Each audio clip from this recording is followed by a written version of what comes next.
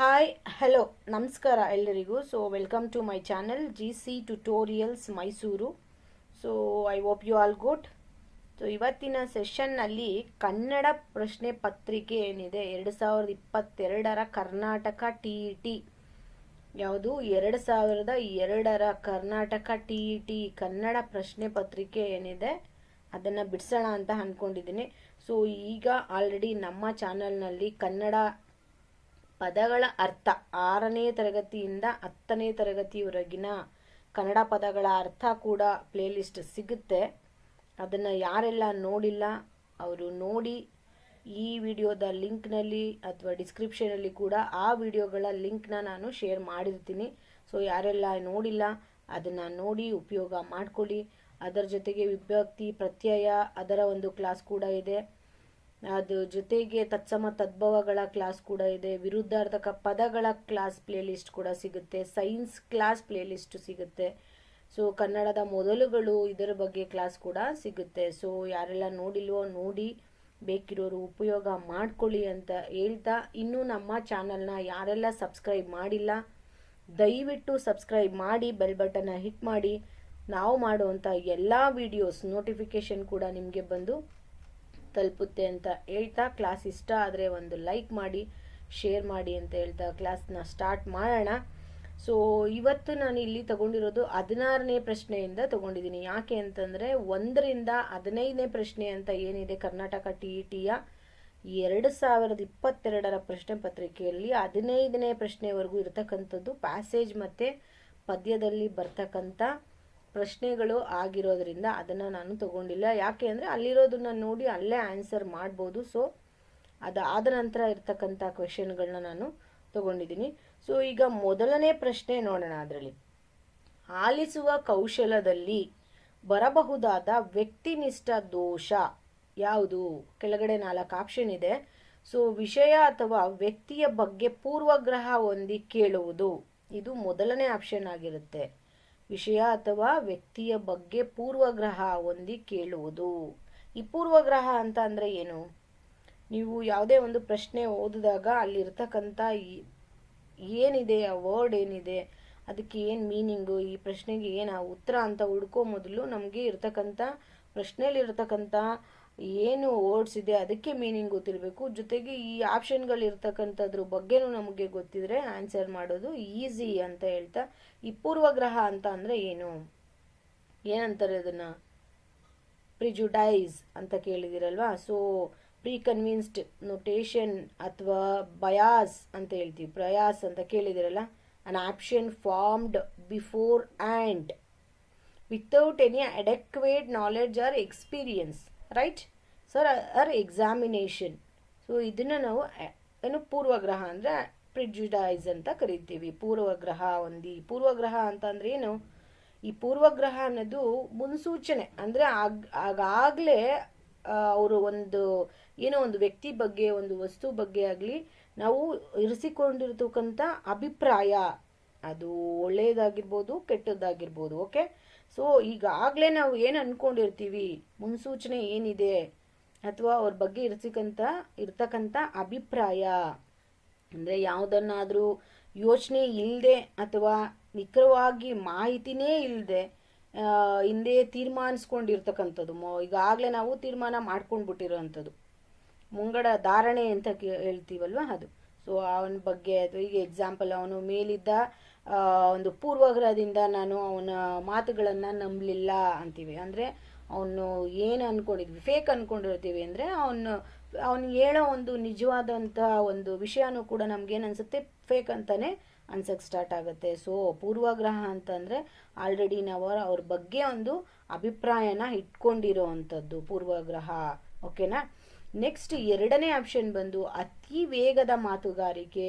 So ಅತಿ ವೇಗದ ಮಾತುಗಾರಿಕೆ ಅಂತ ಅಂದರೆ ತುಂಬ ಫಾಸ್ಟಾಗಿ ಮಾತಾಡ್ಕೊಂಡು ಹೋಗೋದು. ಸೊ ಆ ಅತಿ ವೇಗದ ಮಾತುಗಾರಿಕೆಯಿಂದ ಯಾವುದೇ ಆದಂಥ ಒಂದು ನಿಖರವಾದಂಥ ಒಂದು ಏನು ಕ್ಲಾರಿಟಿ ಸಿಗೋದಿಲ್ಲ. ಸೊ ಅತಿ ವೇಗದ ಮಾತುಗಾರಿಕೆನೂ ಕೂಡ ಇದಕ್ಕೆ ಬರೋದಿಲ್ಲ. ಜೊತೆಗೆ ಇಲ್ಲಿ ಆಲಿಸುವ ಕೌಶಲ್ಯ ಅಂತ ಆಲಿಸೋದು ಅಂದರೆ ನಾವು ಕೇಳಿಸ್ಕೊಳ್ಳೋದು, ಲಿಸ್ನಿಂಗ್ ಅಂತೀವಲ್ವ, ಕೇಳಿಸೋದು. ಸೊ ಇಲ್ಲಿ ಅತಿ ವೇಗದ ಮಾತುಗಾರಿಕೆ ಇದಕ್ಕೆ ಬರೋದಿಲ್ಲ. ಸೊ ಹಿಂಜರಿಕೆ ತೋರುತ್ತಾ ಮಾತನಾಡುವುದು. ಹಿಂಜರಿಕೆ ತೋರುತ್ತಾ ಅಂತ ಅಂದ್ರೇನು? Inferiority complex. ಸೊ ಹಿಂಜರಿಕೆ ಅಂತಂದ್ರೆ ನಾವು ಹೇಳೋದನ್ನ ನುಂಗ್ತಾ ನುಂಗ್ತಾ ಮಾತಾಡೋದು ಅಂತ. ಓಕೆನಾ? ಸೊ ಅದು ಬಿಟ್ಟು 4ನೇ ಆಪ್ಷನ್ ಬಂದು ಬಿಟ್ಟು ಬಿಟ್ಟು ವಿಷಯ ಆಲಿಸುವುದು. ಅಂದ್ರೆ ಕೇಳಿಸ್ಕೊಳ್ಳೋದು ಬೇಡವೋ ಅಂತ, ಒಂದು ಕೇಳೋದು ಒಂದು ಬಿಡೋದು, ಒಂದು ಕೇಳೋದು ಒಂದು ಬಿಡೋದು. ಎಕ್ಸಾಂಪಲ್, ಒಂದು ವಿಡಿಯೋನ ನೋಡ್ತಾ ಇದ್ದೀರಾ ಅಂದ್ರೆ ನೀವು ಫಸ್ಟೇ ಅದ್ರ ಬಗ್ಗೆ ಒಂದು ಏನೋ ಅಭಿಪ್ರಾಯನ ಇರಿಸ್ಕೊಂಡ್ರೆ ನೀವು ಅದನ್ನ ಕ್ಲಿಯರ್ ಆಗಿ ನೋಡಲ್ಲ. ಸೊ ಅದನ್ನ ಬಿಟ್ಟು ಬಿಟ್ಟು ಅಥವಾ ಮುಂದೆ ಮುಂದೆ ಪಾಸ್ ಮಾಡೋದು, ಮುಂದೆ ನೋಡೋದು ಅಥವಾ ಸ್ಕಿಪ್ ಮಾಡಿ ನೋಡೋದು ಅಂತೀವಲ್ಲ, ಅದೇ ಥರ ಆಲಿಸೋದು ಅಷ್ಟೇ. ಸ್ಕಿಪ್ ಮಾಡಿ ಕೇಳೋದು ಅಂತ. ಸೊ ಇದಕ್ಕೆ ಉತ್ತರ ಏನಾಗಿರುತ್ತೆ? ಯಾರಿಗಾದ್ರೂ ಗೊತ್ತಿದ್ರೆ ಹೇಳಿ. ಇಲ್ಲ ಅಂದರೆ ಇದಕ್ಕೆ ಆನ್ಸರ್ ಬಂದು ಮೊದಲನೇದು. 1ನೇ ಪ್ರಶ್ನೆಗೆ 16ನೇ ಪ್ರಶ್ನೆಗೆ ಮೊದಲನೇ ಉತ್ತರ ಯಾವುದದು? ವಿಷಯ ಅಥವಾ ವ್ಯಕ್ತಿಯ ಬಗ್ಗೆ ಪೂರ್ವಗ್ರಹ ಹೊಂದಿ ಕೇಳುವುದು. ಅವರು ಈಗಾಗಲೇ ಹಿಂಗೆ ಅಂತ ಗೊತ್ತಿರುತ್ತೆ, ಅದನ್ನ ನಾವೇನು ಮಾಡ್ತೀವಿ? ಸೊ ಅದನ್ನು ಏನಂತ ಕರಿತೀವಿ? ಪೂರ್ವಗ್ರಹ ಅಂತ ಹೇಳಿದ್ರೆ ಈಗಾಗಲೇ ನಾವು ಅವರ ಬಗ್ಗೆ ಒಂದು ಅಭಿಪ್ರಾಯನ ಇಟ್ಕೊಂಡಿರೋದು ಅಂತ. ಸೊ ಆಲಿಸುವ ಕೌಶಲ್ಯದಲ್ಲಿ ಬರಬಹುದಂಥ ವ್ಯಕ್ತಿನಿಷ್ಠ ದೋಷ ಏನು ಅಂತ ಅಂದರೆ ಅವ್ರು ಹೇಳೋದೆಲ್ಲ ನಾವು ಕಿವಿಗೆ ಹಾಕೊಳ್ದೇ ಇರೋವಂಥದ್ದು. ಪೂರ್ವಗ್ರಹ ಹೊಂದಿರ್ತೀವಿ ಆಲ್ರೆಡಿ,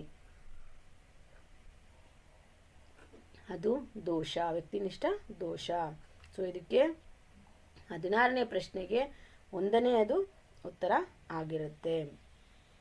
ಸೊ 17ನೇ ಪ್ರಶ್ನೆ ಏನದು?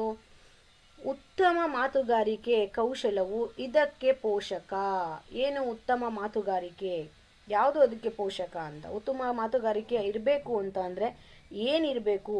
ಅಥವಾ ನಾವು ಉತ್ತಮ ಮಾತುಗಾರಿಕೆ ಅಂತ ಅನ್ಸ್ಕೊಳ್ಬೇಕು ಅಂತ ಅಂದರೆ ಹೇಗಿರಬೇಕು ಅನ್ನೋದು ಇಲ್ಲಿ ಪ್ರಶ್ನೆ. ಸೊ ಮೊದಲನೇ ಆಪ್ಷನ್ ಬಂದು ವಿಮರ್ಶಾತ್ಮಕ ವಾಚನ. 2ನೇ ಆಪ್ಷನ್ ಬಂದು ಸೂಕ್ಷ್ಮ ವಾಚನ. 3ನೇ ಆಪ್ಷನ್ ಯಾವುದಿದೆ? ಮೌನ ವಾಚನ. 4ನೆಯ ಆಪ್ಷನ್ ಬಂದು ಗಟ್ಟಿ ವಾಚನ. ಸೊ ಇದಕ್ಕೆ ಉತ್ತರ ಏನಾಗಿರುತ್ತೆ? ಯಾರಿಗಾದರೂ ಗೊತ್ತಿದ್ರೆ ಹೇಳಿ.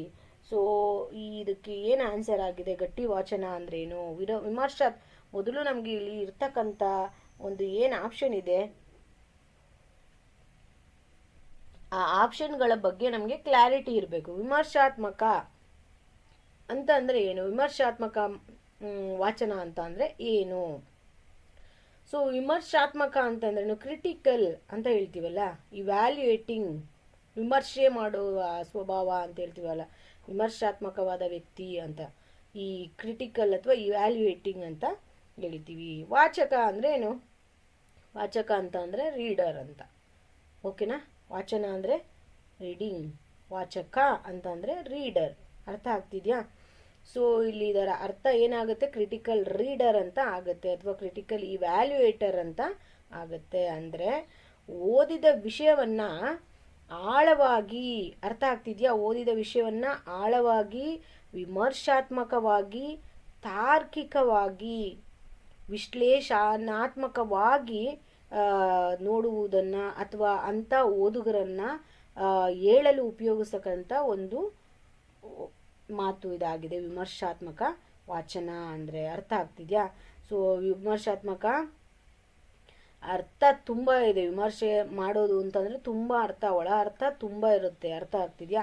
ಸೊ ಇಲ್ಲಿ ಉತ್ತಮ ಮಾತುಗಾರಿಕೆಗೆ ಕೌಶಲ ಇದಕ್ಕೆ ಪೋಷಕ ಯಾವುದು ಅಂತ ಕೇಳಿದ್ದಾರೆ. ಸೊ ವಿಮರ್ಶಾತ್ಮಕ ಅಂತ ಅಂದ್ರೆ ಏನು? ಕ್ರಿಟಿಕಲ್ ರೀಡರ್ ಅಥವಾ ಇವ್ಯಾಲ್ಯೂಯೇಟಿಂಗ್ ರೀಡರ್ ಅಥವಾ ಇವ್ಯಾಲ್ಯೂಯೇಟರ್ ಅಂತ ಕರಿತೀವಿ. ಕ್ರಿಟಿಕಲ್ ಇವ್ಯಾಲ್ಯೂಯೇಟರ್ ಅಂತ ಹೇಳ್ತೀವಿ. ನೆಕ್ಸ್ಟ್ 2ನೇ ಆಪ್ಷನ್ ಬಂದು ಸೂಕ್ಷ್ಮವಾಚಕ. ಏನು ಸೂಕ್ಷ್ಮವಾಚಕ ಅಂದ್ರೆ? ಸೂಕ್ಷ್ಮ ಅಂತ ಅಂದ್ರೆ ಏನು? ಸಬ್ಟೆಲ್, ಮೈನ್ಯೂಟ್ ಅಂತ ಕೇಳಿದಿರಲ್ವಾ ಅದು. ಅಥವಾ ಇನ್ನೊಂದು ಅರ್ಥ ಬಂದು ಡೀಟೇಲ್ಡ್, ಫೈನ್ ಅಂತ. ವಾಚಕ ಅಂದ್ರೆ ಆಲ್ರೆಡಿ ಗೊತ್ತಿದೆ ನಿಮ್ಗೆ, ರೀಡರ್. ಅರ್ಥ ಆಗ್ತಿದ್ಯಾ?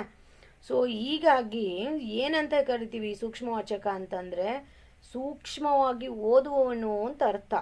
ಅಂದ್ರೆ ಚಿಕ್ಕ ಚಿಕ್ಕ ವಿಷಯಗಳ ಬಗ್ಗೆ ಗಮನ ಹರಿಸಿ ಆಳವಾಗಿ ಸೂಕ್ಷ್ಮ ದೃಷ್ಟಿಯಿಂದ ಓದುತ್ತಿರುವವರನ್ನ ಸೂಕ್ಷ್ಮವಾಚಕರು ಅಥವಾ ಸೂಕ್ಷ್ಮ ವಾಚನ ಅಂತ ಕರಿತೀವಿ. ಅರ್ಥ ಆಗ್ತಿದ್ಯಾ? ಇದನ್ನೇನಂತೀವಿ? ಹೇಳ್ಬೇಕು ಅಂತಂದರೆ ಗಂಭೀರವಾಗಿ ಓದುವರನ್ನ ಅಥವಾ ಗಂಭೀರವಾಗಿ ಓದುವುದನ್ನು ಸೂಕ್ಷ್ಮ ವಾಚನ ಅಂತ ಕರಿತೀವಿ. ಕೇರ್ಫುಲ್ಲಾಗಿ, ಮೆಟಿಕ್ಯುಲಸ್ ರೀಡರ್ಸ್ ಅಂತೀವಿ, ಗೊತ್ತಾ? ಸೊ ಅದನ್ನು ಸೂಕ್ಷ್ಮ ವಾಚನ ಅಂತ ಹೇಳ್ತೀವಿ. ಅರ್ಥ ಆಗ್ತಿದೆಯಾ? ಸೊ ನೆಕ್ಸ್ಟ್ ಬಂದು ಇನ್ನೊಂದು ಯಾವುದಿದೆ ಆಪ್ಷನ್ನು, ಮೌನ ವಾಚನ. ಏನು ಈ ಮೌನ ವಾಚನ ಅಂತ ಅಂದರೆ ಏನು? ಮೌನ ಅಂದರೆ ಏನು? ಮೌನ ಅಂತಂದರೆ ಏನು ಹೇಳ್ತೀವಿ ನಾವು? ಸೈಲೆಂಟ್ ಅಂತ ಹೇಳಿದಿರಲ್ವ? ಮೌನ, ಶಾಂತ, ಮೂಕ ಅಂತ ಹೇಳ್ತೀವಲ್ಲ, ಸೈಲೆಂಟ್. ಸೊ ವಾಚನ ಅದು ಆಲ್ರೆಡಿ ಗೊತ್ತಿದೆ, ರೀಡಿಂಗ್ ಅಂತ. ಸೊ ಅದರ ಅರ್ಥ ಏನು? ಮೌನ ವಾಚನ ಅಂತಂದರೆ ಮೌನವಾಗಿ ಓದುವುದು ಅಥವಾ ಮೌನವಾಗಿ ಓದುವುದನ್ನು ನಾವು ಏನಂತ ಕರಿತೀವಿ? ಸೂಕ್ಷ್ಮ ವಾಚನ.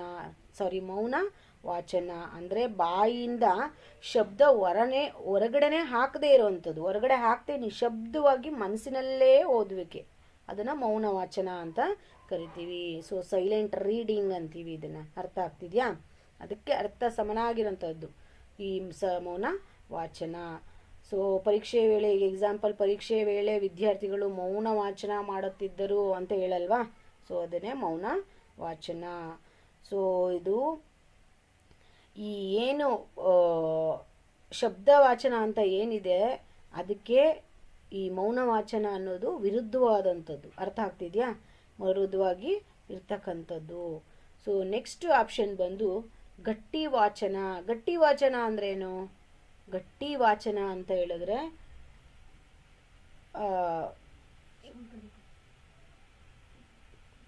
ಗಟ್ಟಿ ವಾಚನ ಅಂತ ಹೇಳಿದ್ರೇನು? ಪ್ರಬಲ, ಜೋರಾಗಿ, ಘೋಷವಾಗಿ, ಲೌಡ್, ಸ್ಟ್ರಾಂಗ್, ಫೋರ್ಸ್ಫುಲ್ ಅಂತ ಹೇಳ್ತೀವಲ್ಲ, ಅದು ಗಟ್ಟಿ ವಾಚನ ಅಂತ ಹೇಳಿದ್ರೆ. ಸೊ ಗಟ್ಟಿ ವಾಚನ ಅಂತಂದರೆ ಜೋರ ಶಬ್ದ ಆಗಿ, ಜೋರವಾದ ಒಂದು ಶಬ್ದದಿಂದ ಓದುವಂಥದ್ದು, ಬಾಯಿ ತೆರೆದು ಓದುವಂಥದ್ದು. ಅರ್ಥ ಆಗ್ತಿದೆಯಾ? ಅಂದರೆ ಧ್ವನಿ ಎತ್ತಿ, ಧ್ವನಿಯನ್ನೇರಿಸಿ ಮಾತನಾಡೋದು, ಇತರರು ಕೇಳುವಂತೆ ಓದಿಕೊಳ್ಳೋದು, ಇದನ್ನು ಸ್ವರವಾಚನ ಅಂತಲೂ ಕರಿತೀವಿ. ಅರ್ಥ ಆಗ್ತಿದೆಯಾ? ಉಚ್ಚರ ಅಂದರೆ ತುಂಬ ತುಂಬ ಜೋರಾಗಿ, ಗಟ್ಟಿಯಾಗಿ ಹೇಳುವಂಥದ್ದನ್ನು ಹೇಳ್ತೀವಿ ಗಟ್ಟಿ ವಾಚನ ಅಂದರೆ. ಇಲ್ಲಿ ನಮ್ಮ ಉತ್ತರ ಯಾವುದಾಗಿರುತ್ತೆ ಈ ಪ್ರಶ್ನೆಗೆ? ಉತ್ತಮ ಮಾತುಗಾರಿಕೆ ಅಂತ ಅಂದರೆ ಗಟ್ಟಿಯಾಗಿ ಮಾತನಾಡುವವರು, ಗಟ್ಟಿ ಎತ್ತಿದ ಧ್ವನಿಯಿಂದ ಮಾತನಾಡುವವರನ್ನು ಗಟ್ಟಿ ವಾಚಕರು ಅಥವಾ ಗಟ್ಟಿ ವಾಚನ ಅಂತ ಕರಿತೀವಿ. ಸೊ ಅದು ಉತ್ತಮ ಮಾತುಗಾರಿಕೆ ಕೌಶಲ್ಯದಲ್ಲಿ ಇದಕ್ಕೆ ಒಂದು ಪೋಷಕ ಯಾವುದು ಅಂತ ಹೇಳಿದ್ರೆ ಗಟ್ಟಿ ವಾಚನ ಅನ್ನೋದು ಆನ್ಸರ್ ಆಗಿರುತ್ತೆ. ಅರ್ಥ ಆಗ್ತಿದೆಯಾ? ಉತ್ತಮ ಮಾತುಗಾರಿಕೆ ಕೌಶಲ್ಯವು ಇದಕ್ಕೆ ಪೋಷಕ ಅಂತ ಹೇಳಿದ್ರೆ ಆನ್ಸರ್ ಯಾವುದಾಗಿದೆ? ಗಟ್ಟಿ ವಾಚನ ಅಂತ ಆಗಿದೆ.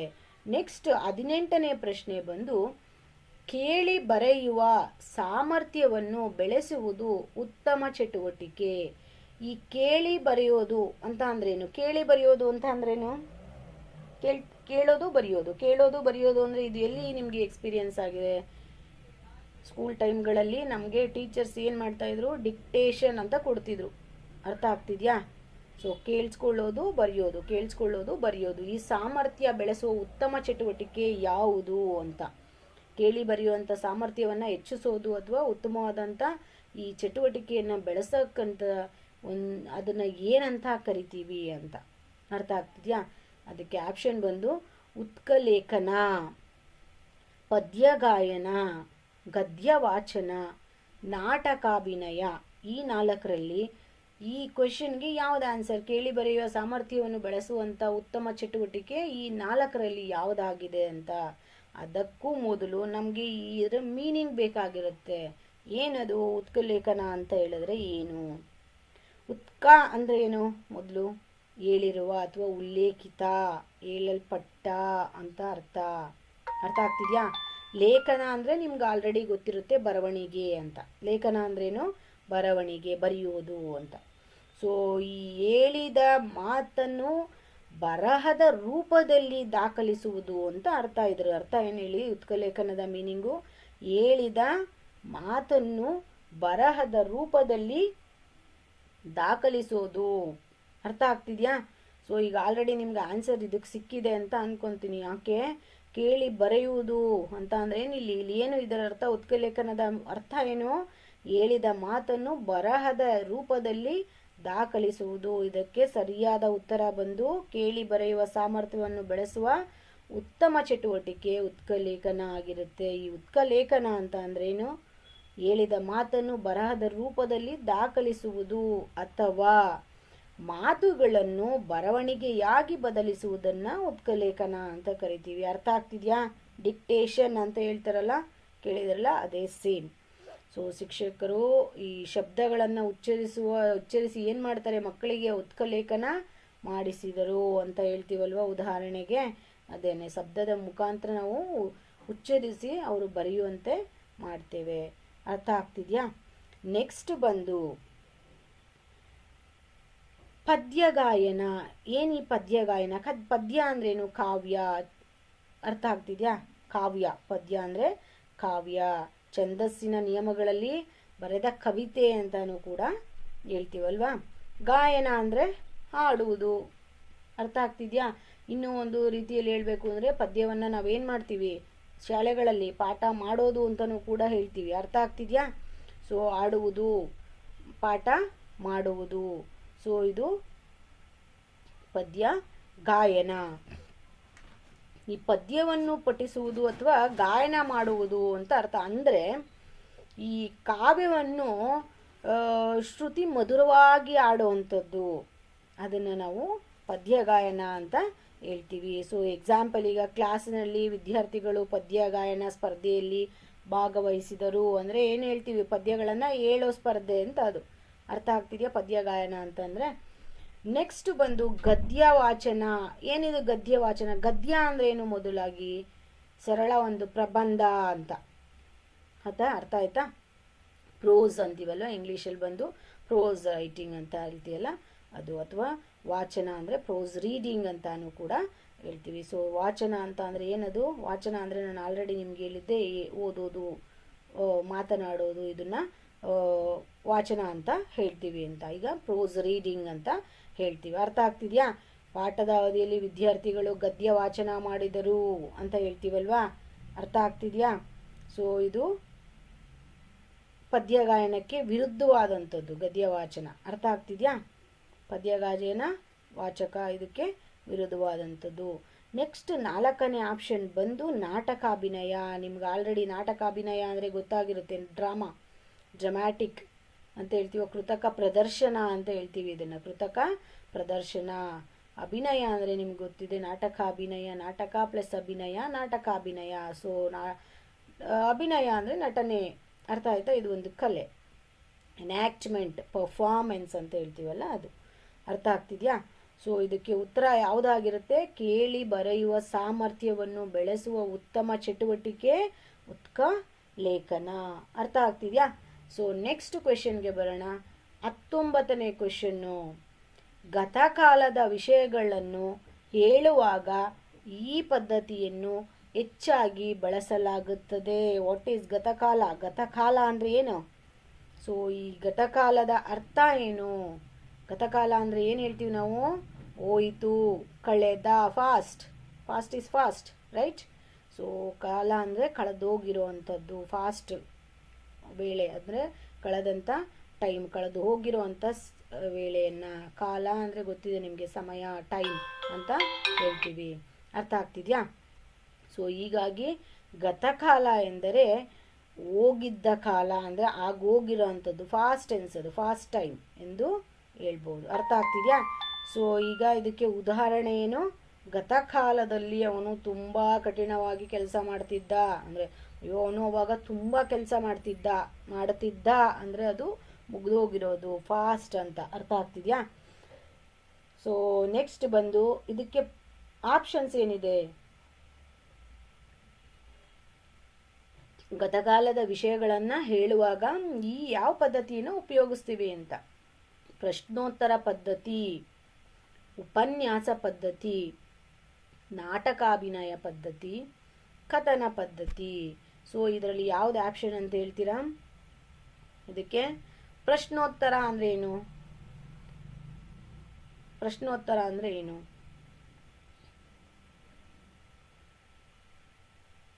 ಏನಾದರೂ ಗೊತ್ತಿದೆಯಾ? ಪ್ರಶ್ನೆ ಉತ್ತರ ಅಂತ ಹೇಳಿದ್ರೆ ಸೊ ಪ್ರಶ್ನೆಗಳನ್ನು ಕೇಳೋದು, ಉತ್ತರವನ್ನು ಹೇಳೋದು. ಅರ್ಥ ಆಗ್ತಿದೆಯಾ? ಪ್ರಶ್ನೆ ಉತ್ತರ, ಪ್ರಶ್ನೋತ್ತರ ವಿಧಾನ ಅಂತ ಅಂದರೆ ಏನಂತ ಆಗುತ್ತೆ? ಪ್ರಶ್ನೆಗಳನ್ನು ಮತ್ತು ಅವುಗಳಿಗೆ ಉತ್ತರಗಳನ್ನು ನೀಡುವ ಒಂದು ವಿಧಾನ. ಅರ್ಥ ಆಗ್ತಿದೆಯಾ? ಪದ್ಧತಿ, ಇದೊಂದು ಪದ್ಧತಿ. ವಿದ್ಯಾರ್ಥಿಗಳಿಂದ ಓದಿಸೋದು, ಪರಿಶೀಲನೆ ಮತ್ತು ಮಾತನಾಡುವಿಕೆ ಕುರಿತು ಹೆಚ್ಚು ಜಾಗೃತಿ ಹುಟ್ಟಿಸಲು ಉಪಯುಕ್ತವಾಗಿರ್ತಕ್ಕಂಥದ್ದು ಇದು ಶಾಲೆಗಳಲ್ಲಿ, ತರಬೇತಿ ಕಾರ್ಯಾಗಾರಗಳಲ್ಲಿ ಅಥವಾ ಇತರ ಶೈಕ್ಷಣಿಕ ಪರಿಸರಗಳಲ್ಲಿ ಅತಿ ಹೆಚ್ಚು ಬಳಸಲಾಗುತ್ತೆ ಇದನ್ನು. ಅರ್ಥ ಆಗ್ತಿದೆಯಾ? ಪ್ರಶ್ನೋತ್ತರ ಪದ್ಧತಿ ಅಂತ ಅಂದರೆ ಅರ್ಥ ಆಗ್ತಿದೆಯಾ? ಈ ಏನು ಪ್ರಶ್ನೋತ್ತರ ವಿಧಾನ ಅಂತ ಇದೆ, ವಿದ್ಯಾರ್ಥಿಗಳಿಗೆ ಸಕ್ರಿಯವಾಗಿ ಚರ್ಚಿಸಲು ಮತ್ತು ಚಿಂತನೆ ಮಾಡಲು ಪ್ರೇರೇಪಿಸುವಂಥ ಒಂದು ಪದ್ಧತಿ ಇದಾಗಿರುತ್ತೆ. ಯಾವುದು? ಪ್ರಶ್ನೋತ್ತರ ಪದ್ಧತಿ. ಅರ್ಥ ಆಗ್ತಿದೆಯಾ? ಸೊ ಹಂಗಾಗಿ ಇದು ಗತಕಾಲಕ್ಕೆ ಅಂತ ಬರೋದಿಲ್ಲ, ಯಾಕೆಂದರೆ ಅಲ್ಲಿ ಇನ್ಸ್ಟ್ಯಾಂಟ್ ಕೇಳೋದು ಹೇಳೋದು ಅರ್ಥ ಆಗ್ತಾ ಇದೆಯಾ? ಸೊ ಹಾಗಾಗಿ ಇದು ರಾಂಗ್ ಆಗಿರುತ್ತೆ. ಎರಡನೇ ಆಪ್ಷನ್ ಬಂದು ಉಪನ್ಯಾಸ ಪದ್ಧತಿ. ಏನು ಈ ಉಪನ್ಯಾಸ ಪದ್ಧತಿ ಅಂತಂದರೆ ಕತೆ ಅಥವಾ ಇತರ ಶೈಕ್ಷಣಿಕವಾದ ವಿಷಯಗಳನ್ನು ವಿವರಿಸುವ ಒಂದು ಪ್ರಕ್ರಿಯೆ ಇದು. ಅರ್ಥ ಆಗ್ತಿದೆಯಾ? ಉಪನ್ಯಾಸ ಪದ್ಧತಿ ಅಂದರೆ ಈ ಉಪನ್ಯಾಸ ಅಂತಂದ್ರೆ ಲೇಖಕರು ಅಥವಾ ಈ ಟೀಚರ್ಸ್ ಅಥವಾ ಭಾಷಣಕಾರರು ನೈಜ ರೀತಿಯಲ್ಲಿ ವಿಷಯವನ್ನು ವಿಶ್ಲೇಷಣೆ ಮಾಡೋದು ಉಪನ್ಯಾಸ ಅಂದರೆ. ವಿವರಣೆ ಮತ್ತು ಯಾವುದಾದ್ರೂ ಒಂದು ಭಾವನೆಗಳನ್ನು ಹೊಂದಿದ ಪ್ರಕಾರ ಇದು ಪ್ರೇಕ್ಷಕರಿಗೆ ಒದಗಿಸುತ್ತಾ ಈ ಒಂದು ಏನು ಉಪನ್ಯಾಸ ಪದ್ಧತಿಯನ್ನು ಬಳಸ್ತಾರೆ. ಅರ್ಥ ಆಗ್ತಿದೆಯಾ? ಉಪನ್ಯಾಸ ಪದ್ಧತಿ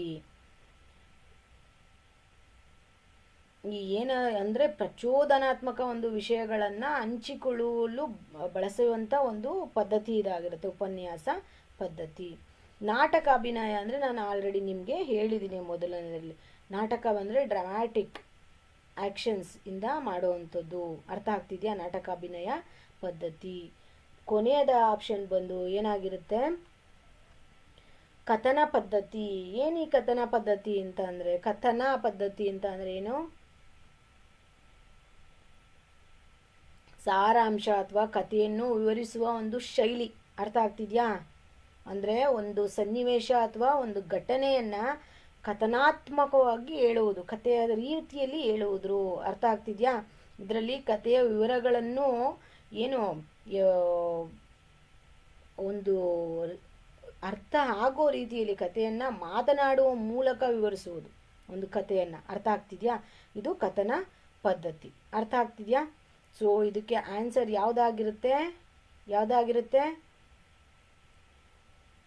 ಕಥನ ಪದ್ಧತಿ ಇದಕ್ಕೆ ಉತ್ತರ ಆಗಿರುತ್ತೆ. ಅಂದರೆ ಆಲ್ರೆಡಿ ಮುಗಿದಿರೋದು ಗತಕಾಲ ಅಂದ್ರೆ ಏನು? Already ಮುಗಿದಿರೋದು fast. ಸೊ ಅದನ್ನು ಯಾವ ಪದ್ಧತಿಯಲ್ಲಿ ಉಪಯೋಗಿಸ್ತಾರೆ? ಕಥನ ಪದ್ಧತಿಯಲ್ಲಿ ಉಪಯೋಗಿಸ್ತಕ್ಕಂಥದ್ದು.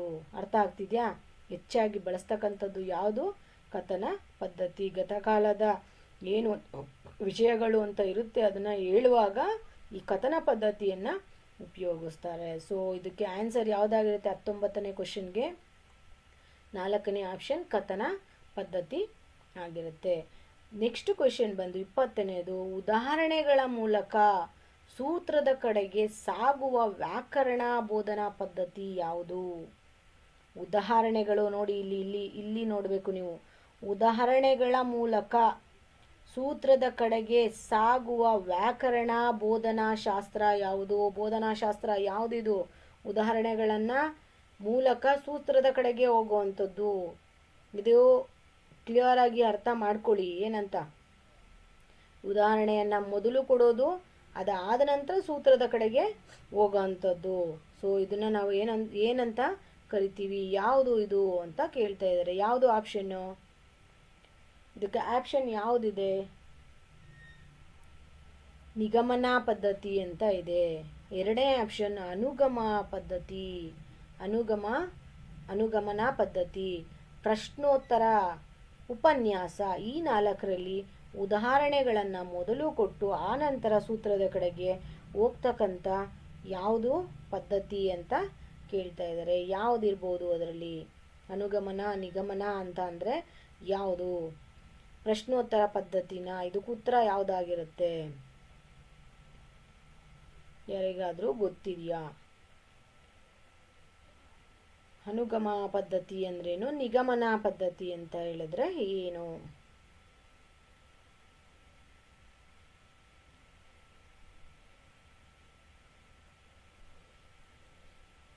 ನಿಗಮನ ಅಂದ್ರೆ ಏನು?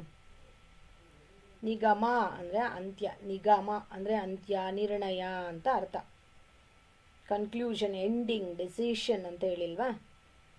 ನಿಗಮನ ಅಂದರೆ ಯಾವುದೇ ವಿಚಾರ ಅಥವಾ ಚರ್ಚೆಯ ಅಂತಿಮ ನಿರ್ಣಯ ಅಥವಾ ತೀರ್ಮಾನ ಅಂತ ಅರ್ಥ. ನಿಗಮನ ಅಂದರೆ ಅರ್ಥ ಆಗ್ತಿದ್ಯಾ? ಒಂದು ಚರ್ಚೆ ಅಥವಾ ವಿಚಾರದ ಅಂತಿಮ ತೀರ್ಮಾನ. ಅರ್ಥ ಆಗ್ತಿದ್ಯಾ?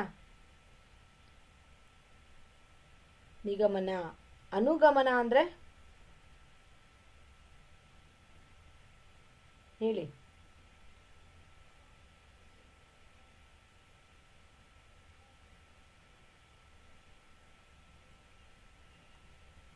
ಪ್ರಶ್ನೋತ್ತರ. ಇಲ್ಲಿ ಉದಾಹರಣೆಗಳ ಮೂಲಕ ಸೂತ್ರದ ಕಡೆಗೆ ಸಾಗುವ ವ್ಯಾಕರಣ ಬೋಧನಾ ಪದ್ಧತಿ ಯಾವುದು ಅಂತ. ಈ ನಿಗಮನ ಪದ್ಧತಿಯಲ್ಲಿ ಏನಾಗುತ್ತೆ? ನಿಗಮನ ಪದ್ಧತಿಯಲ್ಲಿ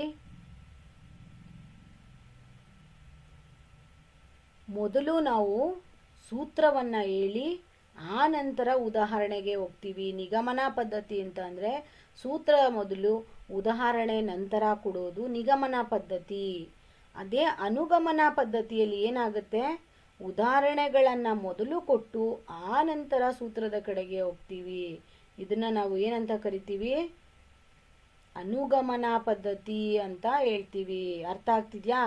ಸೊ ಪ್ರಶ್ನೋತ್ತರ ಅಂದ್ರೆ ಆಲ್ರೆಡಿ ಹೇಳಿದೀನಿ ನಿಮಗೆ, ಇನ್ಸ್ಟಂಟ್ ಆಗಿ ಪ್ರಶ್ನೆಗಳನ್ನ ಕೇಳೋದು, ಉತ್ತರಗಳನ್ನ ಹೇಳಿಸೋದು ಅಥವಾ ಹೇಳೋದು. ಉಪನ್ಯಾಸ ಅಂದ್ರೂ ಕೂಡ ನಾನು ಆಲ್ರೆಡಿ ನಿಮಗೆ ಒಂದು ಕ್ವೆಶನ್ ಅಲ್ಲಿ ಹೇಳಿದ್ದೀನಿ. ನಿಹಾಲ್, ನಿಗಮನ ಅಂತ ಅಂದ್ರೆ ನಾವೇನ್ ಮಾಡ್ತೀವಿ? ಫಸ್ಟು ಸೂತ್ರವನ್ನ ಹೇಳಿ ಮಕ್ಕಳಿಗೆ, ಆಮೇಲೆ ಅದಕ್ಕೆ ಉದಾಹರಣೆ ಕೊಡ್ತೀವಿ ನಿಗಮನ ಪದ್ಧತಿಯಲ್ಲಿ. ಅದೇ ಅನುಗಮನ ಪದ್ಧತಿ ಅಂತ ಅಂದ್ರೆ ಏನ್ ಮಾಡ್ತೀವಿ? ಮೊದಲು ಉದಾಹರಣೆಗಳನ್ನ ಕೊಟ್ಟು ಅವರಿಗೆ ಅರ್ಥ ಮಾಡಿಸಿ ಆ ನಂತರ ಸೂತ್ರವನ್ನ ಹೇಳೋ ಅಂತ ಪದ್ಧತಿ ಯಾವುದಾಗಿರುತ್ತೆ? ಅನುಗಮನ ಪದ್ಧತಿ ಆಗಿರುತ್ತೆ. ಸೊ ಇದಕ್ಕೆ ಉತ್ತರ ಯಾವುದಾಗಿರುತ್ತೆ?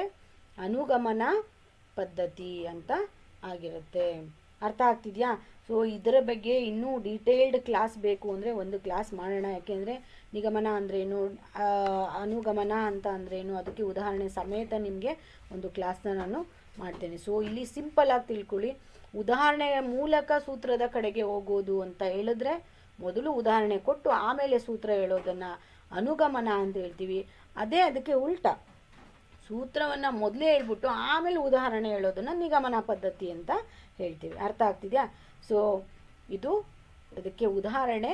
ಎರಡನೇ ಆಪ್ಷನ್ ಅನುಗಮನ ಪದ್ಧತಿ ಅಂತ ಆಗಿರುತ್ತೆ. ನೆಕ್ಸ್ಟ್ ಕ್ವೆಶನ್, ಪಾಠ ಯೋಜನೆಯಿಂದ ಶಿಕ್ಷಕರಿಗಾಗುವ ಅನುಕೂಲ ಏನು? ಪಾಠ ಯೋಜನೆಯಿಂದ ಆಗ್ತಕ್ಕಂಥದ್ದು ಯಾವುದು? ಇದಕ್ಕೆ ಉದಾಹರಣೆ ಅಂತ ನೋಡೋಣ. ಸೊ ಇಲ್ಲಿ ಬಂದು ಪಾಠ ಯೋಜನೆ, ಇದರಿಂದ ಶಿಕ್ಷಕರು, ನೋಡಿ ಇಲ್ಲಿ ಕ್ವೆಶನ್ ಓದಿ, ಇದರಿಂದ ಈ ಪಾಠ ಯೋಜನೆಯಿಂದ ಶಿಕ್ಷಕರಿಗೆ ಆಗುವಂತ ಅನುಕೂಲವಿದು. ಯಾವ ಅನುಕೂಲ ಶಿಕ್ಷಕರಿಗಾಗುತ್ತೆ ಅಂತ. ಸೊ ಬೋಧನೆಯಲ್ಲಿ ಗೊಂದಲ ಮೂಡಿಸುತ್ತದೆ. ಇದು ಆಪ್ಷನ್ ಆಗುತ್ತದಾ? ಇದು ಆಪ್ಷನ್ ಆಗುತ್ತಾ ನಿಹಾಲ್?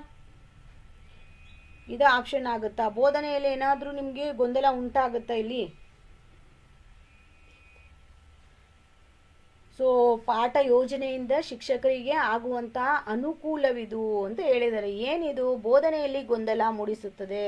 ಸೊ ಪಾಠನ ಯೋಜನೆಯಿಂದ ಯಾವಾಗಲೂ ಶಿಕ್ಷಕರಿಗೆ ಗೊಂದಲ ಉಂಟಾಗೋದಿಲ್ಲ.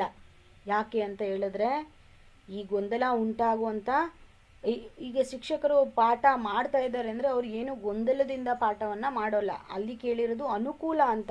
ಇಲ್ಲಿ ನಿಮ್ಗೆ ಪಾಸಿಟಿವ್ ನೆಗೆಟಿವ್ ನೋಡಿ, ಇಲ್ಲಿ ಇದು ಏನಾಗಿದೆ? ಮೂಡಿಸುತ್ತದೆ, ಗೊಂದಲ ಮೂಡಿಸುತ್ತದೆ ಅಂದ್ರೆ ಇದು ಆನ್ಸರ್ ರಾಂಗ್ ಅಂತ. ಯಾಕೆಂದ್ರೆ ಇಲ್ಲಿ ಅನಾನುಕೂಲ ಕೇಳಿಲ್ಲ, ಅನುಕೂಲ ಅಂತ ಕೇಳಿರೋದು. ಸೊ ಹಾಗಾಗಿ ಈ ಆಪ್ಷನ್ ಏನಿದೆ ಅದು ರಾಂಗ್ ಆಗಿರುತ್ತೆ. ಸೊ ನೆಕ್ಸ್ಟ್ ಎರಡನೇ ಆಪ್ಷನ್ ಬಂದು ಬೋಧನೆಯಲ್ಲಿ ಆತ್ಮವಿಶ್ವಾಸ ಮೂಡಿಸುತ್ತದೆ. ಸೊ ಇಲ್ಲಿ ನೋಡಿ, ಇಲ್ಲಿ ಈ ಆನ್ಸರ್ ಸರಿ ಇರ್ಬೋದು ಅಂತ ಅನ್ಸುತ್ತೆ. ಯಾಕೆ ಅಂತ ಅಂದರೆ ಇದು ಏನು ಕೇಳಿರೋದು ಇಲ್ಲಿ ಅನುಕೂಲವಿದು ಅಂತ ಹೇಳಿದ್ದಾರೆ. ಸೊ ಇಲ್ಲಿ ಬೋಧನೆಯಲ್ಲಿ ಆತ್ಮವಿಶ್ವಾಸ ಮೂಡಿಸುತ್ತದೆ ಅಂದರೆ ಪಾಠ ಯೋಜನೆ ಇರೋದೇ ಅದಕ್ಕೋಸ್ಕರ, ಅವರಿಗೆ ಆತ್ಮವಿಶ್ವಾಸ, ಶಿಕ್ಷಕರಿಗೆ ಆತ್ಮವಿಶ್ವಾಸವನ್ನು ಮೂಡಿಸುವಂಥದ್ದು ಅದು. ಸೊ ಇದಕ್ಕೆ ಉತ್ತರ ಯಾವುದಾಗಿರುತ್ತೆ? ಪಾಠ ಯೋಜನೆಯಿಂದ ಶಿಕ್ಷಕರಿಗಾಗುವ ಅನುಕೂಲ ಅಂತ ಹೇಳಿದ್ರೆ ಅವರ ಬೋಧನೆಯಲ್ಲಿ ಅವರಿಗೆ ಆತ್ಮವಿಶ್ವಾಸವನ್ನು ಮೂಡಿಸುತ್ತದೆ ಅಂದರೆ ಇದು ಕರೆಕ್ಟ್ ಆನ್ಸರ್ ಆಗಿದೆ. ಇದು ಸರಿಯಾದ ಉತ್ತರ ಯಾವುದಾಗಿರುತ್ತೆ? ಬೋಧನೆಯಲ್ಲಿ ಆತ್ಮವಿಶ್ವಾಸವನ್ನು ಉಳಿಸ್ತಕ್ಕಂಥದ್ದು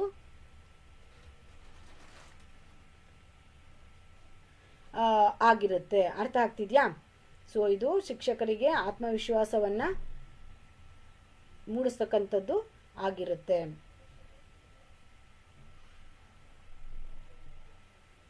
ನೆಕ್ಸ್ಟ್ ಬಂದು ಬೋಧನೆಯಲ್ಲಿ ನಿರಾಸೆ ಮೂಡಿಸುತ್ತದೆ. ಇದು ಕೂಡ ರಾಂಗ್. ಯಾಕೆ ಅಂತ ಹೇಳಿದ್ರೆ ಯಾವತ್ತೇ ಆದರೂ ಶಿಕ್ಷಕರಿಗೆ ಬೋಧನೆ ಅನ್ನೋದು ನಿರಾಸೆ ಮೂಡಿಸೋವಂಥದ್ದು ಆಗಿರೋದಿಲ್ಲ. ಅರ್ಥ ಆಗ್ತಿದ್ಯಾ? ಯಾವಾಗಾದರೂ ಶಿಕ್ಷಕರಿಗೆ ಈ ಟೀಚಿಂಗ್ ಅನ್ನೋದು ನಿರಾಸೆ ಮಾಡ್ತಕ್ಕಂಥದ್ದು ಆಗಿರೋದಿಲ್ಲ. ಅರ್ಥ ಆಗ್ತಿದ್ಯಾ? ಸೊ ಏನು ನಾವು ಶಿಕ್ಷಕರು ಅಂತ ಇರ್ತೀವಿ ಅವರಿಗೆ ಈ ಏನು ಪಾಠ ಯೋಜನೆ ಅಂತ ಇದೆ ಅದು ಅನುಕೂಲ ಮಾಡ್ತಕ್ಕಂಥದ್ದು. ಅರ್ಥ ಆಗ್ತಿದ್ಯಾ? ಸೊ ಈಗ ಇದು ನಿರಾಸೆ ಮೂಡಿಸುತ್ತೆ ಅಂದರೆ ಅದಕ್ಕೆ ಸರಿಯಾದ ಉತ್ತರ ಅದು ಆಗಿರೋದಿಲ್ಲ. ನೆಕ್ಸ್ಟ್ ಬಂದು 4ನೇ ಆಪ್ಷನ್, ಮಕ್ಕಳಿಗೆ ಕಲಿಕಾ ಪ್ರಗತಿ ಮೂಡಿಸುತ್ತದೆ. ನೋಡಿ ಇಲ್ಲಿ ಕ್ವಶನ್ ಏನಿದೆ, ಪಾಠ ಯೋಜನೆಯಿಂದ ಶಿಕ್ಷಕರಿಗಾಗುವ ಅನುಕೂಲ ಯಾವುದು ಅಂತ ಕೇಳಿದ್ದಾರೆ. ಸೊ ಇಲ್ಲಿ ಏನಾಗಿದೆ, ಮಕ್ಕಳು ಅಂತ ಇದೆ. ಸೊ ಈ ಮಕ್ಕಳು ಮತ್ತು ಈ ಏನು ಶಿಕ್ಷಕರು ಅಂತ ಇದೆ ಅದಕ್ಕೂ ಸಂಬಂಧ ಇಲ್ಲದೆ ಇರುವಂಥ ಇದು ಆಪ್ಷನ್ ಆಗಿದೆ. ಸೊ ಅದರಿಂದ ಅದು ಸರಿಯಾದ ಉತ್ತರ ಅಲ್ಲ. ಸೊ ಹಂಗಾಗಿ ಈಗ ನಮಗೆ ಸರಿಯಾದ ಉತ್ತರ ಯಾವುದಾಗಿರುತ್ತೆ? 2ನೇ ಆಪ್ಷನ್, ಬೋಧನೆಯಲ್ಲಿ ಆತ್ಮವಿಶ್ವಾಸ ಮೂಡಿಸೋದು ಅನ್ನೋದು ಮೂಡಿಸುತ್ತದೆ ಅನ್ನೋದು ಸರಿಯಾದ ಉತ್ತರ ಆಗಿರುತ್ತೆ. ಅರ್ಥ ಆಗ್ತಿದ್ಯಾ? ಸೊ ಇದು ಬಂದು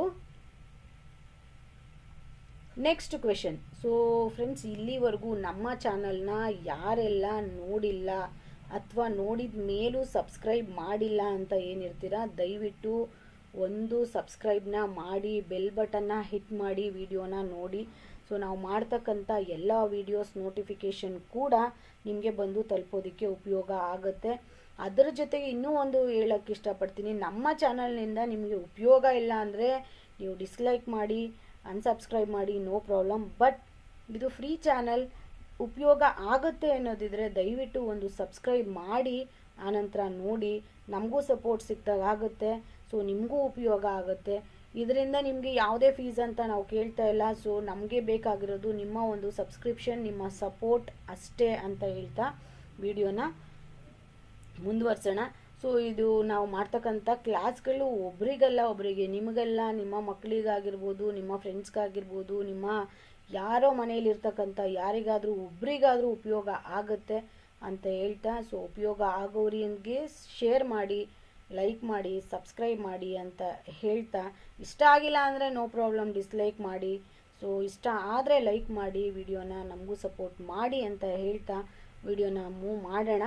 ಸೊ ನೆಕ್ಸ್ಟ್ ಕ್ವೆಶನ್ ಬಂದು 22ನೇ ಪ್ರಶ್ನೆ, ಭಾಷಾ ಪ್ರಯೋಗಾಲಯದಿಂದ ವಿದ್ಯಾರ್ಥಿಯು ಈ ಪ್ರಯೋಜನ ಪಡೆಯುವನು. ಯಾವ ಪ್ರಯೋಗ ಪಡಿತಾನೆ? ಮೊದಲನೇದಾಗಿ ಭಾಷಾ ಪ್ರಯೋಗಾಲಯ ಅಂದರೆ ಏನು ಅಂತ ಗೊತ್ತಿರಬೇಕು. ಏನದು ಭಾಷಾ ಪ್ರಯೋಗಾಲಯ ಅಂದರೆ?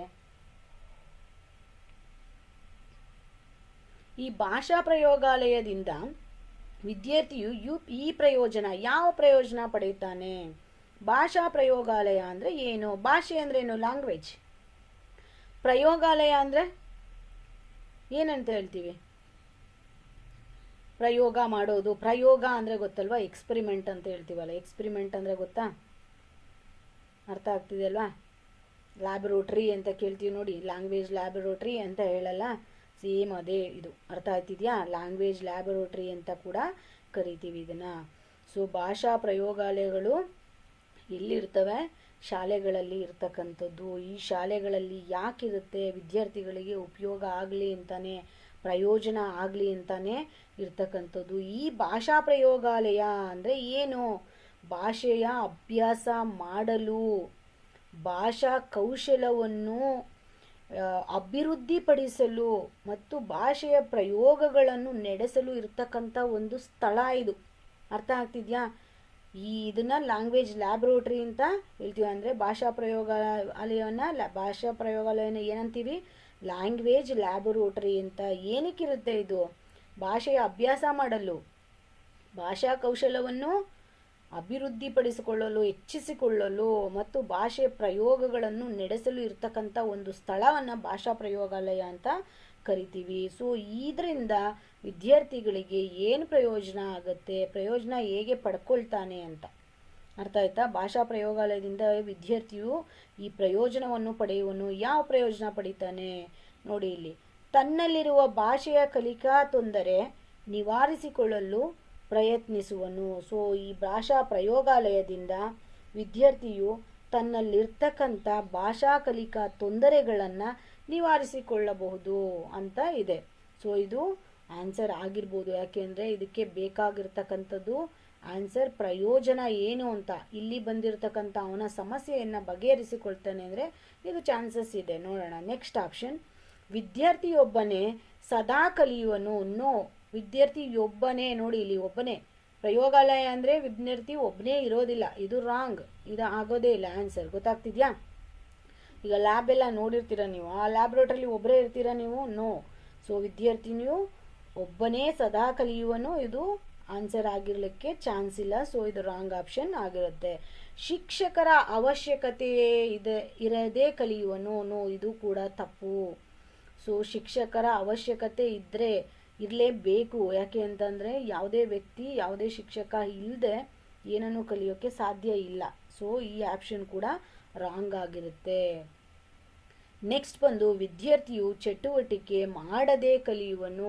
ಇದು ರಾಂಗು. ಚಟುವಟಿಕೆ, ನಾವು ಲ್ಯಾಬ್ಗೆ ಹೋಗೋದೇ ಏನಾದರೂ ಒಂದು ಚಟುವಟಿಕೆ ಮಾಡಬೇಕು ಅಂತ. ಸೊ ಇಲ್ಲಿ ಕೂಡ ಏನಾಗಿದೆ, ಭಾಷಾ ಪ್ರಯೋಗಾಲಯದಲ್ಲೂ ನಾವು ಚಟುವಟಿಕೆ ಮಾಡಿದರೆ ಅಂದರೆ ಬರೆಯೋದಾಗಲಿ, ಓದೋದಾಗಲಿ, ಕೇಳಿಸ್ಕೊಳ್ಳೋದಾಗಲಿ, ನೋಡೋದಾಗಲಿ, ಇದನ್ನೆಲ್ಲ ಮಾಡಲೇಬೇಕು. ಇದನ್ನು ಮಾಡಿದರೆ ಮಾತ್ರ ಅದು ಒಂದು ಚಟುವಟಿಕೆ, ಅದು ಪ್ರಯೋಗಾಲಯ ಅಂತ ಅನ್ಸ್ಕೊಳ್ಳುತ್ತೆ. ಅರ್ಥ ಆಗ್ತಿದೆಯಾ? ಸೊ ಈ ಮೂರೂ ತಪ್ಪಾದ ಆಯ್ಕೆಗಳಾಗಿರುತ್ತೆ. ಸರಿ ಆಯ್ಕೆ ಯಾವುದಾಗಿದೆ? ಆಪ್ಷನ್ ಬಂದು ಫಸ್ಟ್ ಒನ್, ತನ್ನಲ್ಲಿರುವ ಭಾಷಾ ಕಲಿಕಾ ತೊಂದರೆ ನಿವಾರಿಸಿಕೊಳ್ಳಲು ಪ್ರಯತ್ನಿಸುವ ಒಂದು ಸ್ಥಳ ಭಾಷಾ ಪ್ರಯೋಗಾಲಯ ಆಗಿರುತ್ತೆ. ಅಲ್ಲಿ ವಿದ್ಯಾರ್ಥಿಯು ಏನು ಮಾಡ್ತಾನೆ?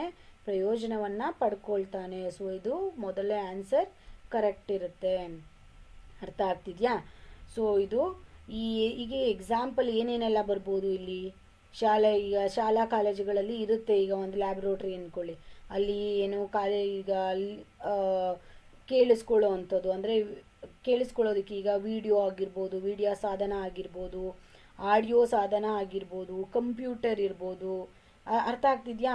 ಈ ಥರದನ್ನೆಲ್ಲ ನಾವು ಏನು ಮಾಡ್ತೀವಿ ಇಲ್ಲಿ ಭಾಷಾ ಪ್ರಯೋಗದಲ್ಲಿ ಉಪಯೋಗ ಮಾಡಿಕೊಂಡು ಕಲಿತಾ ಹೋಗ್ತೀವಿ. ಈಗ ಟಿ ವಿ ಪ್ರೋಗ್ರಾಮ್ಸ್ಗಳು ಬರುತ್ತೆ, ಅಲ್ಲಿ ಕೂಡ ನಾವು ಕಲಿತೀವಿ. ಈಗ ನಿಮ್ಮಲ್ಲಿ ಕಂಪ್ಯೂಟರ್ ಕ್ಲಾಸ್ಗಳು ನಡೆಯುತ್ತೆ, ಅಲ್ಲಿ ಕಂಪ್ಯೂಟರ್ಸ್ ಇರುತ್ತೆ, ಅದೂ ಏನೋ ಕಂಪ್ಯೂಟರ್ ಲ್ಯಾಬ್ ಅಂತ ಹೇಳ್ತೀವಿ. ಸೊ ಅಲ್ಲೆಲ್ಲ ಕೂಡ ನಾವೇನು ಮಾಡ್ತೀವಿ, ಅಲ್ಲಿರ್ತಕ್ಕಂಥ ಸಾಧನಗಳನ್ನು ಬಳಸಿ ಕಲಿತಾ ಹೋಗ್ತೀವಿ. ಸೊ ಇದು ಒಂದನೇದು ಕರೆಕ್ಟ್ ಆಗಿರ್ತಕ್ಕಂಥ ಉತ್ತರ ಇದಾಗಿರುತ್ತೆ. ನೆಕ್ಸ್ಟ್ ಬಂದು 23ನೇ ಪ್ರಶ್ನೆ. ಕ್ರಿಯಾ ಸಂಶೋಧನೆಯ ಮೊದಲ ಹಂತ ಇದು.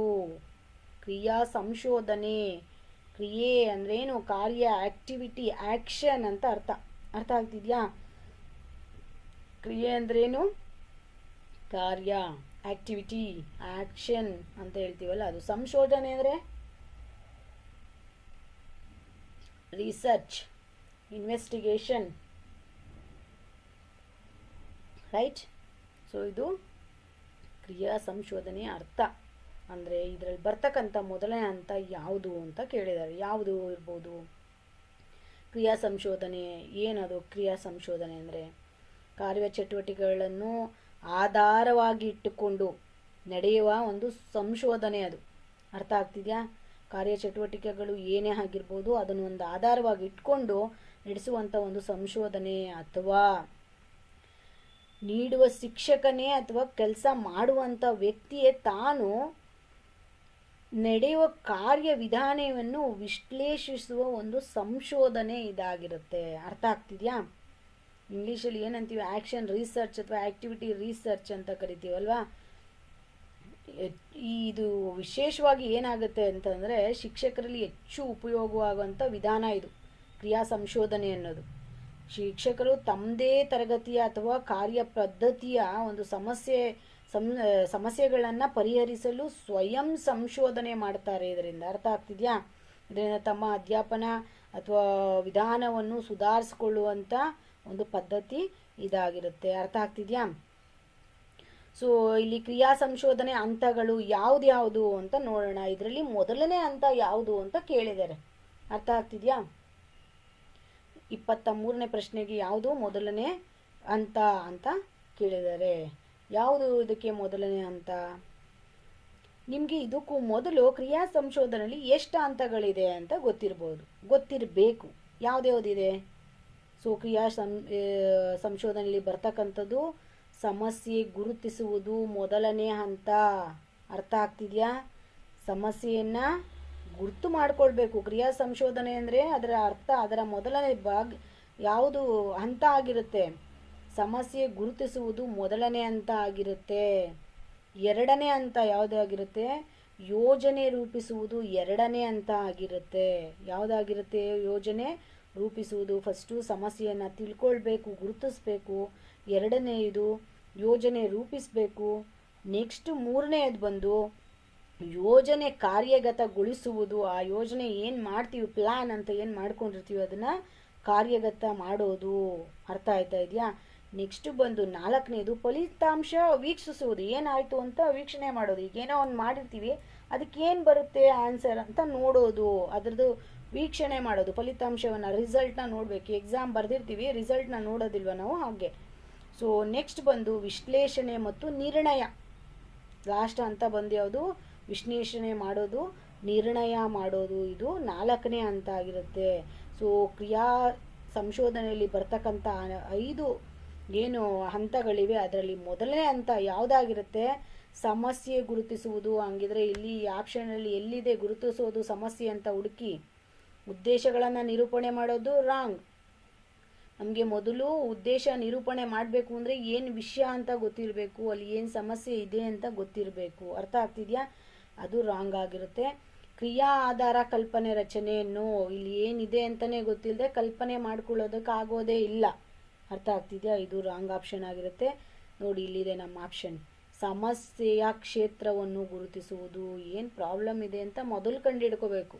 ಟ್ರೀಟ್ಮೆಂಟ್ ಬೇಕು ಅಂದರೆ ಏನಿದೆ ಅಂತ ಪ್ರಶ್ನೆ ಫಸ್ಟು ನಮಗೆ. ಈಗ ಡಾಕ್ಟ್ರ್ ಹತ್ರ ಹೋಗ್ತೀವಿ ಅಂದರೆ ಸಮಸ್ಯೆ ಏನು ಅಂತ ಹೇಳಿದ್ರೆ ಅವರು ಟ್ರೀಟ್ಮೆಂಟ್ ಕೊಡ್ತಾರೆ ಅಲ್ವಾ. ಸೊ ಏನು ಅಂತಲೇ ಗೊತ್ತಿಲ್ಲದೆ ಹಾಸ್ಪಿಟಲ್ಗೆ ಹೋಗ್ಬಿಟ್ಟು ನಾವು ಡಾಕ್ಟ್ರೇ ಅಂದರೆ ಅವ್ರು ಏನು ಮಾಡೋಕ್ಕೆ ಸಾಧ್ಯ ಆಗಿರುತ್ತೆ?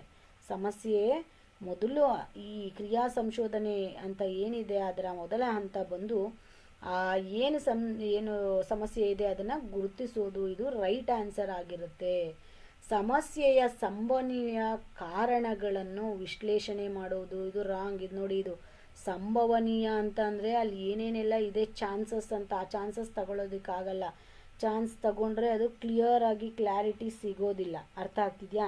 ಆ ಸಮಸ್ಯೆ ಎಕ್ಸಾಕ್ಟಾಗಿ ಏನಂತ ಗುರುತಿಸಿದ್ರೆ ಮಾತ್ರ ಅದನ್ನು ಮಾಡೋದಕ್ಕೆ ಆಗುತ್ತೆ. ಸೊ ಇದು ಕೂಡ ಸಂಭವನೀಯ ಅಂತ ಬಂತು, ರಾಂಗ್ ಇದು.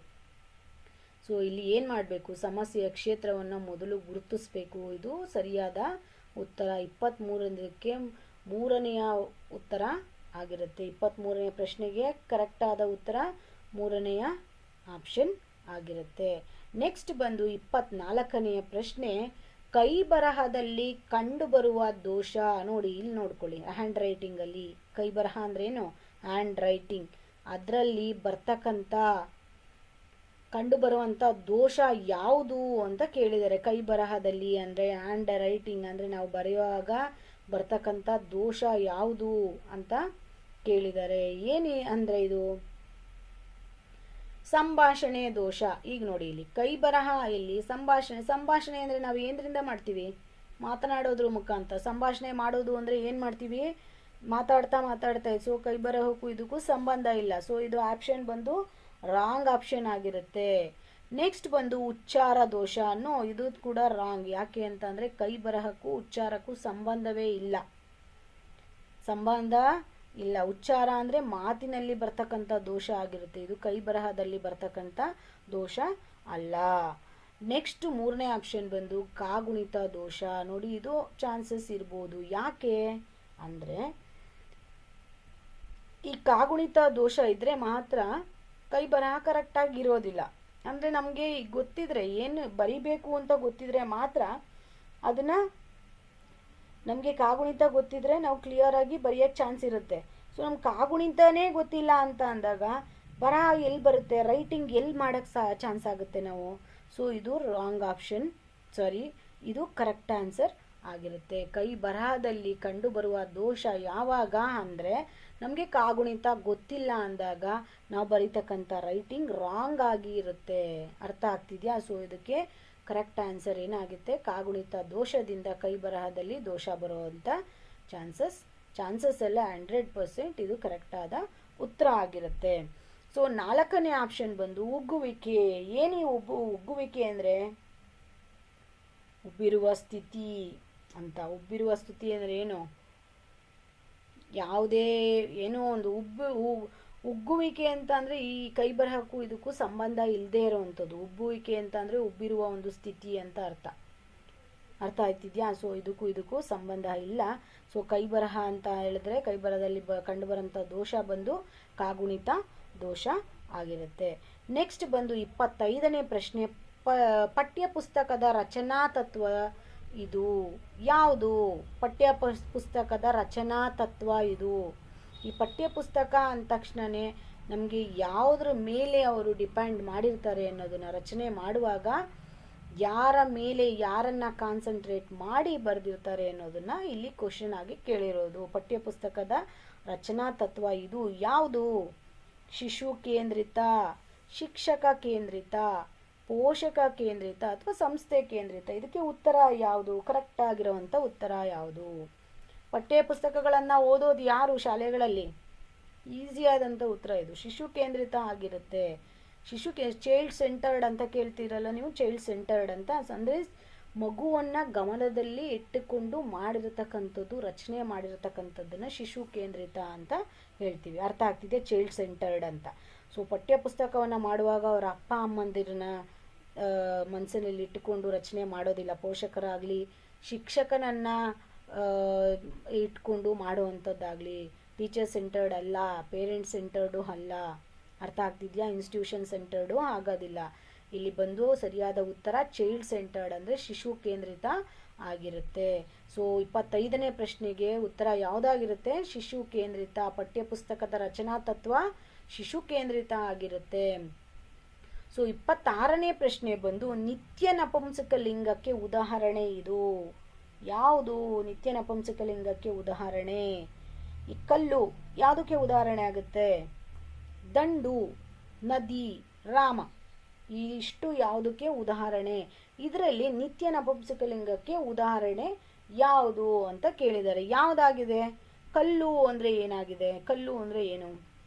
ಕಲ್ಲು ಯಾವುದಕ್ಕೆ ಉದಾಹರಣೆ ಆಗಿರುತ್ತೆ ಅಂತ ಇಲ್ಲಿರೋದು. ಈಗ ನಮಗೆ ಬೇಕಾಗಿರೋದು ಈ ನಿತ್ಯ ನಪುಂಸಕ ಲಿಂಗಕ್ಕೆ ಉದಾಹರಣೆ ಯಾವುದು ಅಂತ ಬೇಕು. ಸೊ ಯಾವುದಾಗಿರುತ್ತೆ ನಿತ್ಯ ನಪುಂಸಕ ಲಿಂಗ?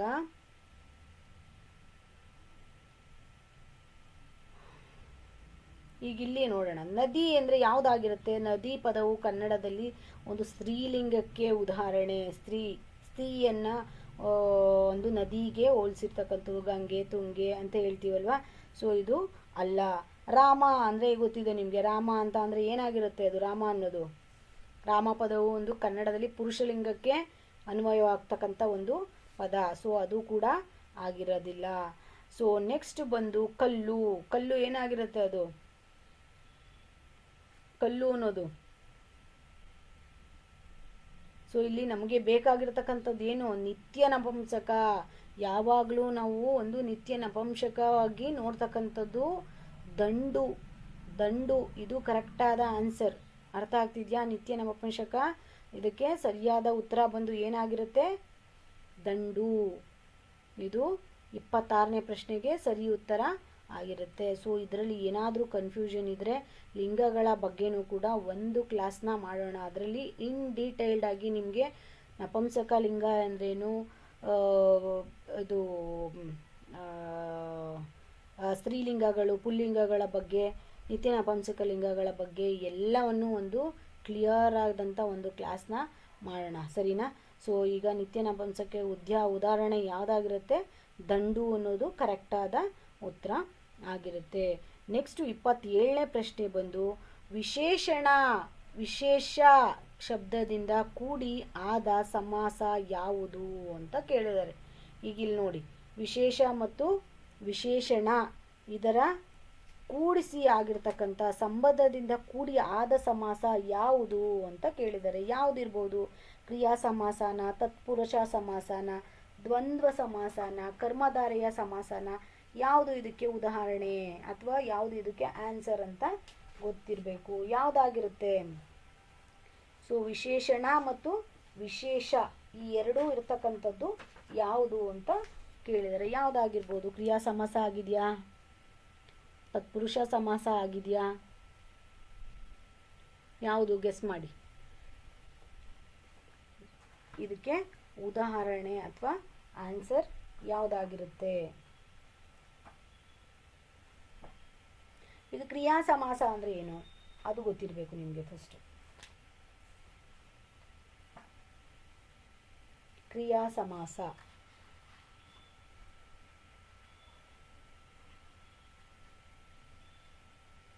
ಏನಾಗಿದೆ? ಕ್ರಿಯಾ ಸಮಾಸ ಅಂದರೆ ಏನು?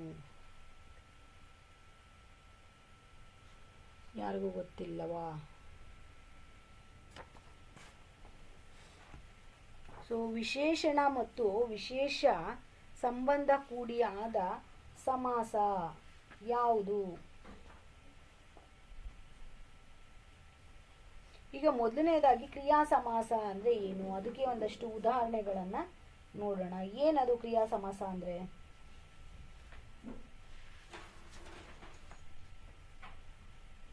ದ್ವಂದ್ವ ಸಮಾಸ ಅಂದರೆ ಏನು?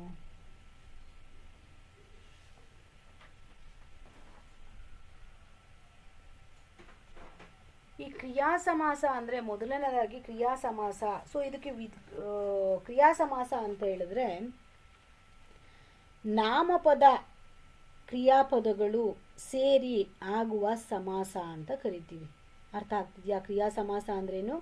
ನಾಮಪದ ಕ್ರಿಯಾಪದಗಳು ಸೇರಿ ಆಗುವ ಸಮಾಸ.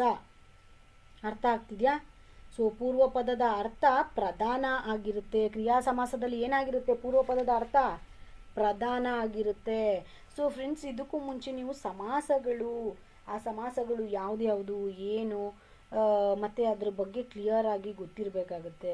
ಸೊ ಇದರ ಸಮಾಸಗಳ ಬಗ್ಗೆನೂ ಕೂಡ ಒಂದು ಡೀಟೇಲ್ಡ್ ಕ್ಲಾಸ್ನ ಮಾಡೋಣ. ಈಗ ಇಲ್ಲಿರ್ತಕ್ಕಂಥ ಆಪ್ಷನ್ಗಳ ಬಗ್ಗೆ ನಾನು ಸಿಂಪಲ್ ಆಗಿ ನಿಮಗೆ ಹೇಳ್ತೀನಿ. ಇಲ್ಲಿ ಕೇಳಿರ್ತಕ್ಕಂಥ ಕ್ವೆಶನ್ ಏನು? ವಿಶೇಷಣ ಮತ್ತು ವಿಶೇಷ ಸಂಬಂಧದಿಂದ ಕೂಡಿ ಆದ ಸಮಾಸ ಯಾವುದು ಅಂತ. ಸೊ ಇದಕ್ಕೆ ಡೈರೆಕ್ಟಾಗಿ ಆನ್ಸರ್ ಹೇಳಬೇಕು ಅಂದರೆ 27ನೇ ಕ್ವೆಶನ್ಗೆ ಸರಿ ಉತ್ತರ ಬಂದು 4ನೇ ಆಪ್ಷನ್ ಕರ್ಮಧಾರೆಯ ಸಮಾಸ ಅಂತ ಆಗಿರುತ್ತೆ. ಅದಕ್ಕೂ ಮೊದಲು ನಾವು ಈಗ ಜಸ್ಟ್ ಸಿಂಪಲ್ ಆಗಿ ನಾನು ಕ್ರಿಯಾ ಸಮಾಸ ಅಂದರೆ ಏನು ಅಂತ ಹೇಳ್ತೀನಿ, ನೋಡ್ಕೊಳ್ಳಿ. ಸೊ ಈ ನಾಮಪದ ಕ್ರಿಯಾಪದಗಳು, ಈ ನಾಮಪದ ಮತ್ತು ಕ್ರಿಯಾಪದಗಳು ಸೇರಿ ಆಗುವ ಒಂದು ಸಮಾಸಕ್ಕೆ ಏನಾಗಿರುತ್ತೆ? ಆ ಸಮಾಸ ಕ್ರಿಯಾ ಸಮಾಸ ಆಗಿರುತ್ತೆ. ಮೇಯ್ನಾಗಿ ಈ ಕ್ರಿಯಾ ಸಮಾಸದಲ್ಲಿ ಪೂರ್ವ ಪದ ಅಂತ ಏನಿದೆ ಅದು ಪ್ರಧಾನವಾಗಿರುತ್ತೆ. ಅಂದರೆ ನಿಮಗೆ ಇದಕ್ಕೂ ಮೊದಲು ಪೂರ್ವ ಪದ ಅಂದ್ರೇನು, ಉತ್ತರ ಪದ ಅಂದ್ರೇನು ಅಂತಲೂ ಕೂಡ ಗೊತ್ತಿರಬೇಕು. ಅರ್ಥ ಆಗ್ತಿದೆಯಾ? ಅದ್ರ ಬಗ್ಗೆ ಐಡಿಯಾ ಇದ್ದರೆ ಮಾತ್ರ ಇಲ್ಲಿ ನಾನು ಏನು ಹೇಳ್ತಿದ್ದೀನಿ ಅನ್ನೋದು ಅರ್ಥ ಆಗುತ್ತೆ ನಿಮಗೆ. ಸೊ ಅದ್ರದ್ದು ಕ್ಲಾಸ್ನ ಒಂದು ಮಾಡೋಣ. ಅರ್ಥ ಆಗ್ತಿದೆಯಾ? ಪೂರ್ವ ಪದ ಯಾವುದು, ಉತ್ತರ ಪದ ಯಾವುದು ಅಂತ ಹೇಳ್ಬಿಟ್ಟು ಅದನ್ನು ಕೂಡ ಒಂದು ಕ್ಲಾಸ್ನ ಮಾಡೋಣ. ಈಗ ಒಂದು ಎಕ್ಸಾಂಪಲ್ ಹೇಳ್ತೀನಿ ನೋಡಿ. ಮೈಯನ್ನು ಪ್ಲಸ್ ಮರೆ ಅಂತ ಇರುತ್ತೆ ಅಂದ್ಕೊಳ್ಳಿ. ಸೊ ಇಲ್ಲಿ ಮೈಯನ್ನು ಪ್ಲಸ್ ಮರೆ ಅಂತ ಹೇಳಿದಾಗ ಮೈಯನ್ನು ಅನ್ನೋದು ಪೂರ್ವ ಪದ ಆಗಿರುತ್ತೆ, ಮರೆ ಅನ್ನೋದು ಉತ್ತರ ಪದ ಆಗಿರುತ್ತೆ. ಅರ್ಥ ಆಗ್ತಿದೆಯಾ? ಸೊ ಇಲ್ಲಿ ಮೈಯನ್ನು ಅಂದರೆ ಈ ಏನು ಪೂರ್ವ ಪದ ಬರುತ್ತೆ ಅದು ಅದಕ್ಕೆ ವಿಶೇಷವಾದ ಅಥವಾ ಪ್ರಧಾನ, ಅದು ಅದೇ ಪ್ರಧಾನವಾಗಿರುತ್ತೆ ಕ್ರಿಯಾ ಸಮಾಸದಲ್ಲಿ. ಸಿಂಪಲ್ ಆಗಿ ಎಕ್ಸಾಂಪಲ್, ಈ ಕ್ರಿಯಾ ಸಮಾಸಕ್ಕೆ ಈಗ ಮನೆಯನ್ನು ಕಟ್ಟು ಅಂತ ಇರುತ್ತೆ, ಮನೆ ಕಟ್ಟು ಅಂತ ಇರುತ್ತೆ. ಅದನ್ನು ಯಾವ ಥರ ಹೇಳ್ತೀವಿ ನಾವು? ಮನೆಯನ್ನು ಪ್ಲಸ್ ಕಟ್ಟು ಅಂತ ಹೇಳ್ತೀವಿ. ಸೊ ಉತ್ತರ ಪದ ಪೂರ್ವ ಪದ ಯಾವುದಾಗಿರುತ್ತೆ? ಮನೆಯನ್ನು ಅನ್ನೋದು ಪೂರ್ವ ಪದ ಆಗಿರುತ್ತೆ, ಕಟ್ಟು ಅನ್ನೋದು ಉತ್ತರ ಪದ ಆಗಿರುತ್ತೆ. ಅರ್ಥ ಆಗ್ತಿದ್ಯಾ? ಸೊ ಅರ್ಥ ಆಗ್ತಾ ಇರುತ್ತೆ. ಯಾರಿಗೆ ಅರ್ಥ ಆಗ್ತಾ ಇರುತ್ತೆ? ಈ ಉತ್ತರ ಪದ ಅಂದ್ರೇನು, ಪೂರ್ವ ಪದ ಅಂದ್ರೇನು, ಕ್ರಿಯಾ ಸಮಾಸ, ಈ ಸಮಾಸಗಳ ಬಗ್ಗೆ ಸ್ವಲ್ಪ ಐಡಿಯಾ ಇರೋರಿಗೆ ನಾನು ಏನು ಹೇಳ್ತಿದ್ದೀನಿ ಅನ್ನೋದು ಅರ್ಥ ಆಗುತ್ತೆ ಅಂದ್ಕೊಂಡಿದ್ದೀನಿ. ಸೊ ಸಿಂಪಲ್ಲಾಗಿ ಹೇಳಬೇಕು ಅಂದರೆ ಏನಾಗಿದೆ ಕ್ರಿಯಾ ಸಮಾಸ ಅಂದರೆ ನಾಮಪದ ಕ್ರಿಯಾಪದಗಳು ಸೇರಿ ಆಗ್ತಕ್ಕಂಥ ಒಂದು ಸಮಾಸ ಕ್ರಿಯಾ ಸಮಾಸ ಆಗಿರುತ್ತೆ.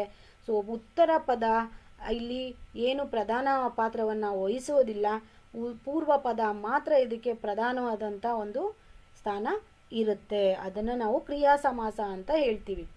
ಅದಾದ ನಂತರ ಎರಡನೇ ಆಪ್ಷನ್ ಬಂದು ತತ್ಪುರುಷ ಸಮಾಸ. ಈಗ ತತ್ಪುರುಷ ಸಮಾಸ ಅಂದ್ರೇನು? ಕ್ರಿಯಾ ಸಮಾಸ ಅಂತ ಹೇಳಿದ್ರೆ ಏನು ಹೇಳಿದ್ವಿ? ನಾಮಪದ ಮತ್ತು ಕ್ರಿಯಾಪದಗಳು ಸೇರಿ ಆಗ್ತಕ್ಕಂಥ ಒಂದು ಸಮಾಸವನ್ನು ಕ್ರಿಯಾ ಸಮಾಸ ಅಂತ ಹೇಳಿದ್ವಿ. ಅದರಲ್ಲಿ ಪೂರ್ವ ಪದ ಪ್ರಧಾನವಾಗಿರ್ತದೆ ಅಂತ ಹೇಳಿದ್ವಿ. ಸೊ ಅದು ಬಿಟ್ಟು ಈಗ ತತ್ಪುರುಷ ಸಮಾಸ ಅಂದರೆ ಏನು? ತತ್ಪುರುಷ ಸಮಾಸದ ಬಗ್ಗೆ ಯಾರಿಗಾದ್ರೂ ಐಡಿಯಾ ಇದೆಯಾ? ಆ ತತ್ಪುರುಷ ಸಮಾಸ ಅಂದರೆ ಏನಾಗಿರುತ್ತೆ? ಅದಕ್ಕೆ ಸಿಂಪಲ್ ಆಗಿ ನೀವು ಹೇಳೋದಾದರೆ ಏನು ಹೇಳ್ತೀರಾ ತತ್ಪುರುಷ ಸಮಾಸ ಅಂದರೆ ಅಂತ ಇಲ್ಲಿ ಕೇಳ್ತಾ ಇರೋದು. ಸೊ ಇಲ್ಲಿ ಏನಾಗಿರುತ್ತೆ ತತ್ಪುರುಷ ಸಮಾಸದಲ್ಲಿ? ಎರಡು ನಾಮಪದಗಳು ಸೇರಿ ಆಗುತ್ತದೆ. ತತ್ಪುರುಷ ಸಮಾಸ ಹೇಗಾಗುತ್ತೆ? ಎರಡು ನಾಮಪದಗಳು ಸೇರಿ ಆಗ್ತಕ್ಕಂಥ ಸಮಾಸವನ್ನ ತತ್ಪುರುಷ ಸಮಾಸ ಅಂತ ಹೇಳ್ತೀವಿ. ಈ ಸಮಾಸದಲ್ಲಿ ಉತ್ತರ ಪದದ ಅರ್ಥವೇ ಮುಖ್ಯವಾಗಿರುತ್ತೆ. ನೋಡಿ ಇಲ್ಲಿಗೂ ಏನು ಡಿಫ್ರೆನ್ಸ್ ಅಂತ. ಕ್ರಿಯಾ ಸಮಾಸದಲ್ಲಿ ನಾಮಪದ ಮತ್ತು ಕ್ರಿಯಾಪದಗಳು ಸೇರಿ ಆಗ್ತಕ್ಕಂಥ ಸಮಾಸವನ್ನ ಕ್ರಿಯಾ ಸಮಾಸ ಅಂತ ಹೇಳಿದ್ವಿ. ಈ ಕ್ರಿಯಾ ಸಮಾಸದಲ್ಲಿ ಪೂರ್ವ ಪದ ಬಂದು ಪ್ರಧಾನವಾಗಿರುತ್ತೆ. ಅದೇ ಇಲ್ಲಿ ತತ್ಪುರುಷ ಸಮಾಸದಲ್ಲಿ ಉತ್ತರ ಪದ ಏನಾಗಿರುತ್ತೆ?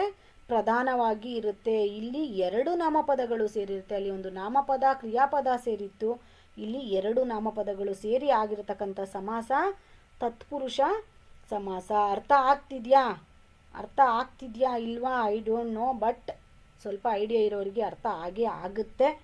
ಸೊ ಎರಡೂ ನಾಮಪದಗಳು ಸೇರಿ ಆಗ್ತಕ್ಕಂಥ ಸಮಾಸ ತತ್ಪುರುಷ ಸಮಾಸ. ಇದರಲ್ಲಿ ಉತ್ತರ ಪದದ ಅರ್ಥವೇ ಮುಖ್ಯವಾಗಿರುತ್ತೆ. ಯಾವುದರಲ್ಲಿ? ತತ್ಪುರುಷ ಸಮಾಸದಲ್ಲಿ. ಒಂದು ಎಕ್ಸಾಂಪಲ್ ಕೊಡ್ಲಾ ಇದಕ್ಕೆ ನಿಮಗೆ?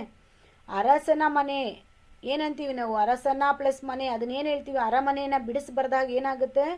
ಅರಸನ ಪ್ಲಸ್ ಮನೆ ಅಂತ ಆಗುತ್ತೆ. ಸೊ ಇಲ್ಲಿ ಉತ್ತರ ಪದ ಯಾವುದಾಗಿದೆ? ಮನೆ ಅನ್ನೋದು. ಸೊ ಅರಸಂದೋ ಆಳಂದೋ ಅದು ಬೇಕಾಗಿಲ್ಲ. ಮನೆ ಅನ್ನೋದು ನಮಗೆ ಮುಖ್ಯ ಪಾತ್ರವನ್ನು ವಹಿಸ್ತಕ್ಕಂಥ ಮುಖ್ಯವಾಗಿರತಕ್ಕಂಥ ಪದವಾಗಿರುತ್ತೆ. ಸೊ ತತ್ಪುರುಷ ಸಮಾಸದಲ್ಲಿ ಉತ್ತರ ಪದ ಪ್ರಮುಖವಾಗಿರುತ್ತೆ. ಎರಡು ನಾಮಪದಗಳು, ಈಗ ಮನೆ ಅಂದ್ರೂ ನಾಮಪದ, ಅರಸ ಅಂದ್ರೂ ನಾಮಪದ. ಸೊ ಎರಡು ನಾಮಪದಗಳು ಸೇರಿ ಆಗಿರ್ತಕ್ಕಂಥ ಅರಮನೆಯನ್ನು ಬಿಡಿಸಿ ನಾವು ಬರೆದಾಗ ಏನಾಗಿರುತ್ತೆ? ಅರಸನ ಪ್ಲಸ್ ಮನೆ, ಅರಮನೆ. ಇದು ತತ್ಪುರುಷ ಸಮಾಸಕ್ಕೆ ಉದಾಹರಣೆ. ಇನ್ನೂ ಒಂದು ಎಕ್ಸಾಂಪಲ್ ಹೇಳ. ಕಾಲು ಬಳೆ ಅಂತ ಹೇಳ್ತೀವಿ ಅಂದ್ಕೊಳ್ಳಿ. ಕಾಲು ಬಳೆ. ಸೊ ಅದನ್ನು ಬಿಡಿಸ್ಬಾರ್ದಾಗ ಯಾವ ಥರ ಬರೀತೀರಾ ನೀವು? ಕಾಲಿನ ಪ್ಲಸ್ ಬಳೆ ಅಂತ ಬರಿಬೋದು. ಕಾಲಿನ ಪ್ಲಸ್ ಬಳೆ ಅಂತ ಬರೆದಾಗ ಏನಾಗುತ್ತೆ? ಕಾಲು ಬಳೆ ಆಗುತ್ತೆ. ಸೊ ಕಾಲು ಅಂದರೆ ಕಾಲಿನ ಅಂದ್ರೇನು? ಅದು ನಾಮಪದ. ಬಳೆ ಅಂದರೂ ಕೂಡ ನಾಮಪದ. ಸೊ ಇಲ್ಲಿ ಕಾಲ್ದೋ ಕೈದೋ ಬಳೆ ಅದು ಸೆಕೆಂಡರಿ, ಬಟ್ ಬಳೆ ಅನ್ನೋದು ಇಂಪಾರ್ಟೆಂಟ್. ಅರ್ಥ ಆಗ್ತಿದ್ಯಾ? ಸೊ ಬಳೆ ಅನ್ನೋದು ಪ್ರಧಾನವಾಗಿ ಪಾತ್ರವನ್ನು ವಹಿಸ್ತಕ್ಕಂಥದ್ದು. ಸೊ ತತ್ಪುರುಷ ಸಮಾಸದಲ್ಲಿ ಉತ್ತರ ಪದ ಪ್ರಧಾನವಾಗಿರುತ್ತೆ. ಎರಡು ನಾಮಪದಗಳಿಂದ ಕೂಡಿ ಆಗಿರತಕ್ಕಂಥ ಸಮಾಸ ತತ್ಪುರುಷ ಸಮಾಸ. ಕ್ರಿಯಾ ಸಮಾಸದಲ್ಲಿ ಒಂದು ನಾಮಪದ ಇನ್ನೊಂದು ಕ್ರಿಯಾಪದಗಳು ಸೇರಿ ಆಗಿರತಕ್ಕಂಥ ಸಮಾಸ ಕ್ರಿಯಾ ಸಮಾಸ. ಕ್ರಿಯಾ ಸಮಾಸದಲ್ಲಿ ಪೂರ್ವ ಪದ ಪ್ರಧಾನ ಪಾತ್ರ ವಹಿಸಿದರೆ ತತ್ಪುರುಷ ಸಮಾಸದಲ್ಲಿ ಉತ್ತರ ಪದ ಏನು ಮಾಡುತ್ತೆ? ಪ್ರಧಾನ ಪಾತ್ರವನ್ನು ವಹಿಸುತ್ತೆ. ಇದರಲ್ಲೂ ಏನಾದರೂ ಡೌಟ್ಸ್ ಇದ್ದರೆ ಕಮೆಂಟ್ ಮಾಡಿ. ಒಂದು ಕ್ಲಾಸ್ ಸಮಾಸಗಳದನ್ನು ಮಾಡೋಣ. ಯಾಕೆಂದರೆ ನಾನು ಈಗಷ್ಟೇ ಕ್ಲಾಸ್ನ ಸ್ಟಾರ್ಟ್ ಮಾಡಿದ್ದೀನಿ. ಯೂಟ್ಯೂಬ್ ನಮ್ಮದು ಹೊಸ ಚಾನಲ್ ಆಗಿರೋದ್ರಿಂದ ಒಂದೊಂದೇ ಟಾಪಿಕ್ನ ಮಾಡ್ತಾ ಹೋಗ್ತಾ ಇದ್ದೀನಿ. ಯಾರಿಗಾದರೂ ಯಾವುದಾದ್ರೂ ಕಂಟೆಂಟ್ ಬಗ್ಗೆ ಕ್ಲಾಸ್ ಬೇಕು ಅಂದರೆ ಅದನ್ನು ಕಮೆಂಟ್ ಸೆಕ್ಷನಲ್ಲಿ ಹಾಕಿ, ಅದನ್ನು ಕೂಡ ಮಾಡೋಕ್ಕೆ ನನಗೆ ಎಷ್ಟರ ಮಟ್ಟಿಗೆ ಗೊತ್ತಿದೆಯೋ ಅದನ್ನು ಹೇಳೋದಕ್ಕೆ ಟ್ರೈ ಮಾಡ್ತೀನಿ ಅಂತ ಹೇಳ್ತಾ, ಸೊ ನೆಕ್ಸ್ಟ್ ಬಂದು ದ್ವಂದ್ವ ಸಮಾಸ. ನೆಕ್ಸ್ಟ್ ಈ ದ್ವಂದ್ವ ಸಮಾಸ ಅಂದರೆ ಏನು? ಈ ಸಮಾಸಗಳು ದ್ವಂದ್ವ ಸಮಾಸ ಅಂದರೆ ಏನು? ಈಗ ಈಗ ಆಲ್ರೆಡಿ ಏನು ನೋಡಿದ್ವಿ, ಕ್ರಿಯಾ ಸಮಾಸ ನೋಡಿದ್ವಿ, ತತ್ಪುರುಷ ಸಮಾಸ ನೋಡಿದ್ವಿ. ಈಗ ದ್ವಂದ್ವ ಸಮಾಸ ಅಂತಂದರೆ ಏನು ಅಂತ ನೋಡೋಣ. ಸೊ ಈ ದ್ವಂದ್ವ ಸಮಾಸ ಅಂತ ಅಂದರೆ ಏನಾಗಿರುತ್ತೆ?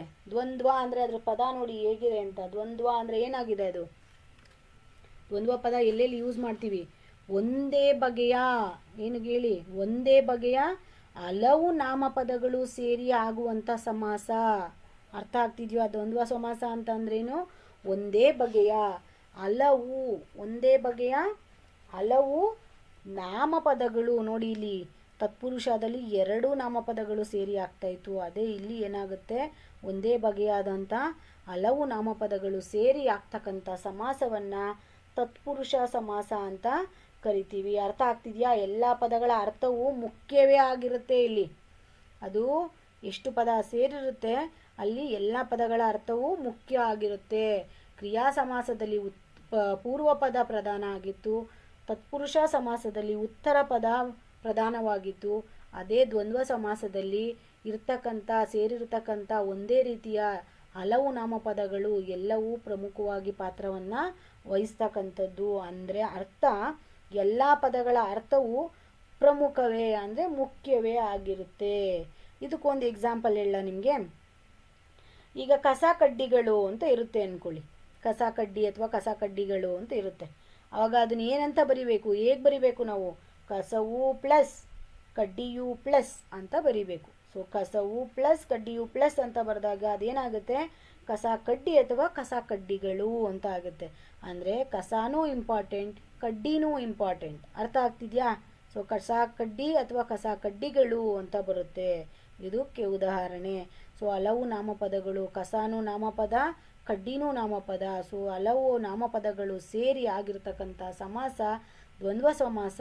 ಇದರಲ್ಲಿ ಎಲ್ಲ ಪದಗಳು ಸಮಾನವಾದಂಥ ಪ್ರಾಮುಖ್ಯತೆಯನ್ನು ಪಡೆಯುತ್ತೆ. ಅರ್ಥ ಆಗ್ತಿದೆಯಾ? ಇದಕ್ಕೆ ಇನ್ನೂ ಏನಾದರೂ ಉದಾಹರಣೆ ನಿಮಗೆ ಗೊತ್ತಿದ್ರೆ ಹೇಳಿ. ಇನ್ನೂ ಒಂದು ಉದಾಹರಣೆ ಹೇಳ ನಿಮಗೆ. ಕೆರೆ, ಕಟ್ಟೆ, ಬಾವಿ ಅಂತ ಇರುತ್ತೆ ಅಂದ್ಕೊಳ್ಳಿ. ಅದನ್ನ ಯಾವ ಥರ ಬಿಡಿಸಿ ಬರಿತೀರಾ ನೀವು? ಕೆರೆಯು ಪ್ಲಸ್ ಕಟ್ಟೆಯು ಪ್ಲಸ್ ಬಾವಿಯು ಅಂತ ಬರೀತೀರಾ. ಅರ್ಥ ಆಯ್ತಾ? ಕೆರೆ ಅಂದ್ರೂ ನಾಮಪದ, ಕಟ್ಟೆ ಅಂದ್ರೂ ನಾಮಪದ, ಬಾವಿ ಅಂದ್ರೂ ನಾಮಪದ. ಅಂದರೆ ಈ ದ್ವಂದ್ವ ಸಮಾಸದ ಪ್ರಕಾರ ಏನಾಗಿರಬೇಕು? ಹಲವು ನಾಮಪದಗಳು ಸೇರಿ ಆಗಿರ್ತಕ್ಕಂಥ ಸಮಾಸ ದ್ವಂದ್ವ ಸಮಾಸ.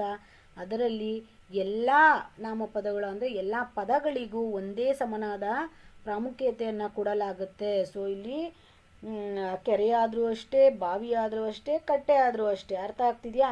ಕೆರೆಯು ಪ್ಲಸ್ ಕಟ್ಟೆಯು ಪ್ಲಸ್ ಬಾವಿಯು ಅಂದರೆ ಏನಾಗುತ್ತೆ? ಕೆರೆ, ಕಟ್ಟೆ, ಬಾವಿ ಅಥವಾ ಕೆರೆ, ಕಟ್ಟೆ, ಬಾವಿಗಳು ಅಂತ ಆಗುತ್ತೆ. ಈ ದ್ವಂದ್ವ ಸಮಾಸಕ್ಕೆ ಉದಾಹರಣೆ ಅದು. ಸೊ ಇಲ್ಲಿ ಬರ್ತಕ್ಕಂಥ ಕೆರೆ, ಕಟ್ಟೆ, ಬಾವಿ ಎಲ್ಲವೂ ಒಂದೇ ತೆರನಾದಂಥ ಪ್ರಾಮುಖ್ಯತೆಯನ್ನು ವಹಿಸುತ್ತೆ ದ್ವಂದ್ವ ಸಮಾಸದ ಪ್ರಕಾರ. ಅರ್ಥ ಆಗ್ತಿದೆಯಾ? ನೆಕ್ಸ್ಟ್ ಬಂದು ಕರ್ಮಧಾರೆಯ ಸಮಾಸ.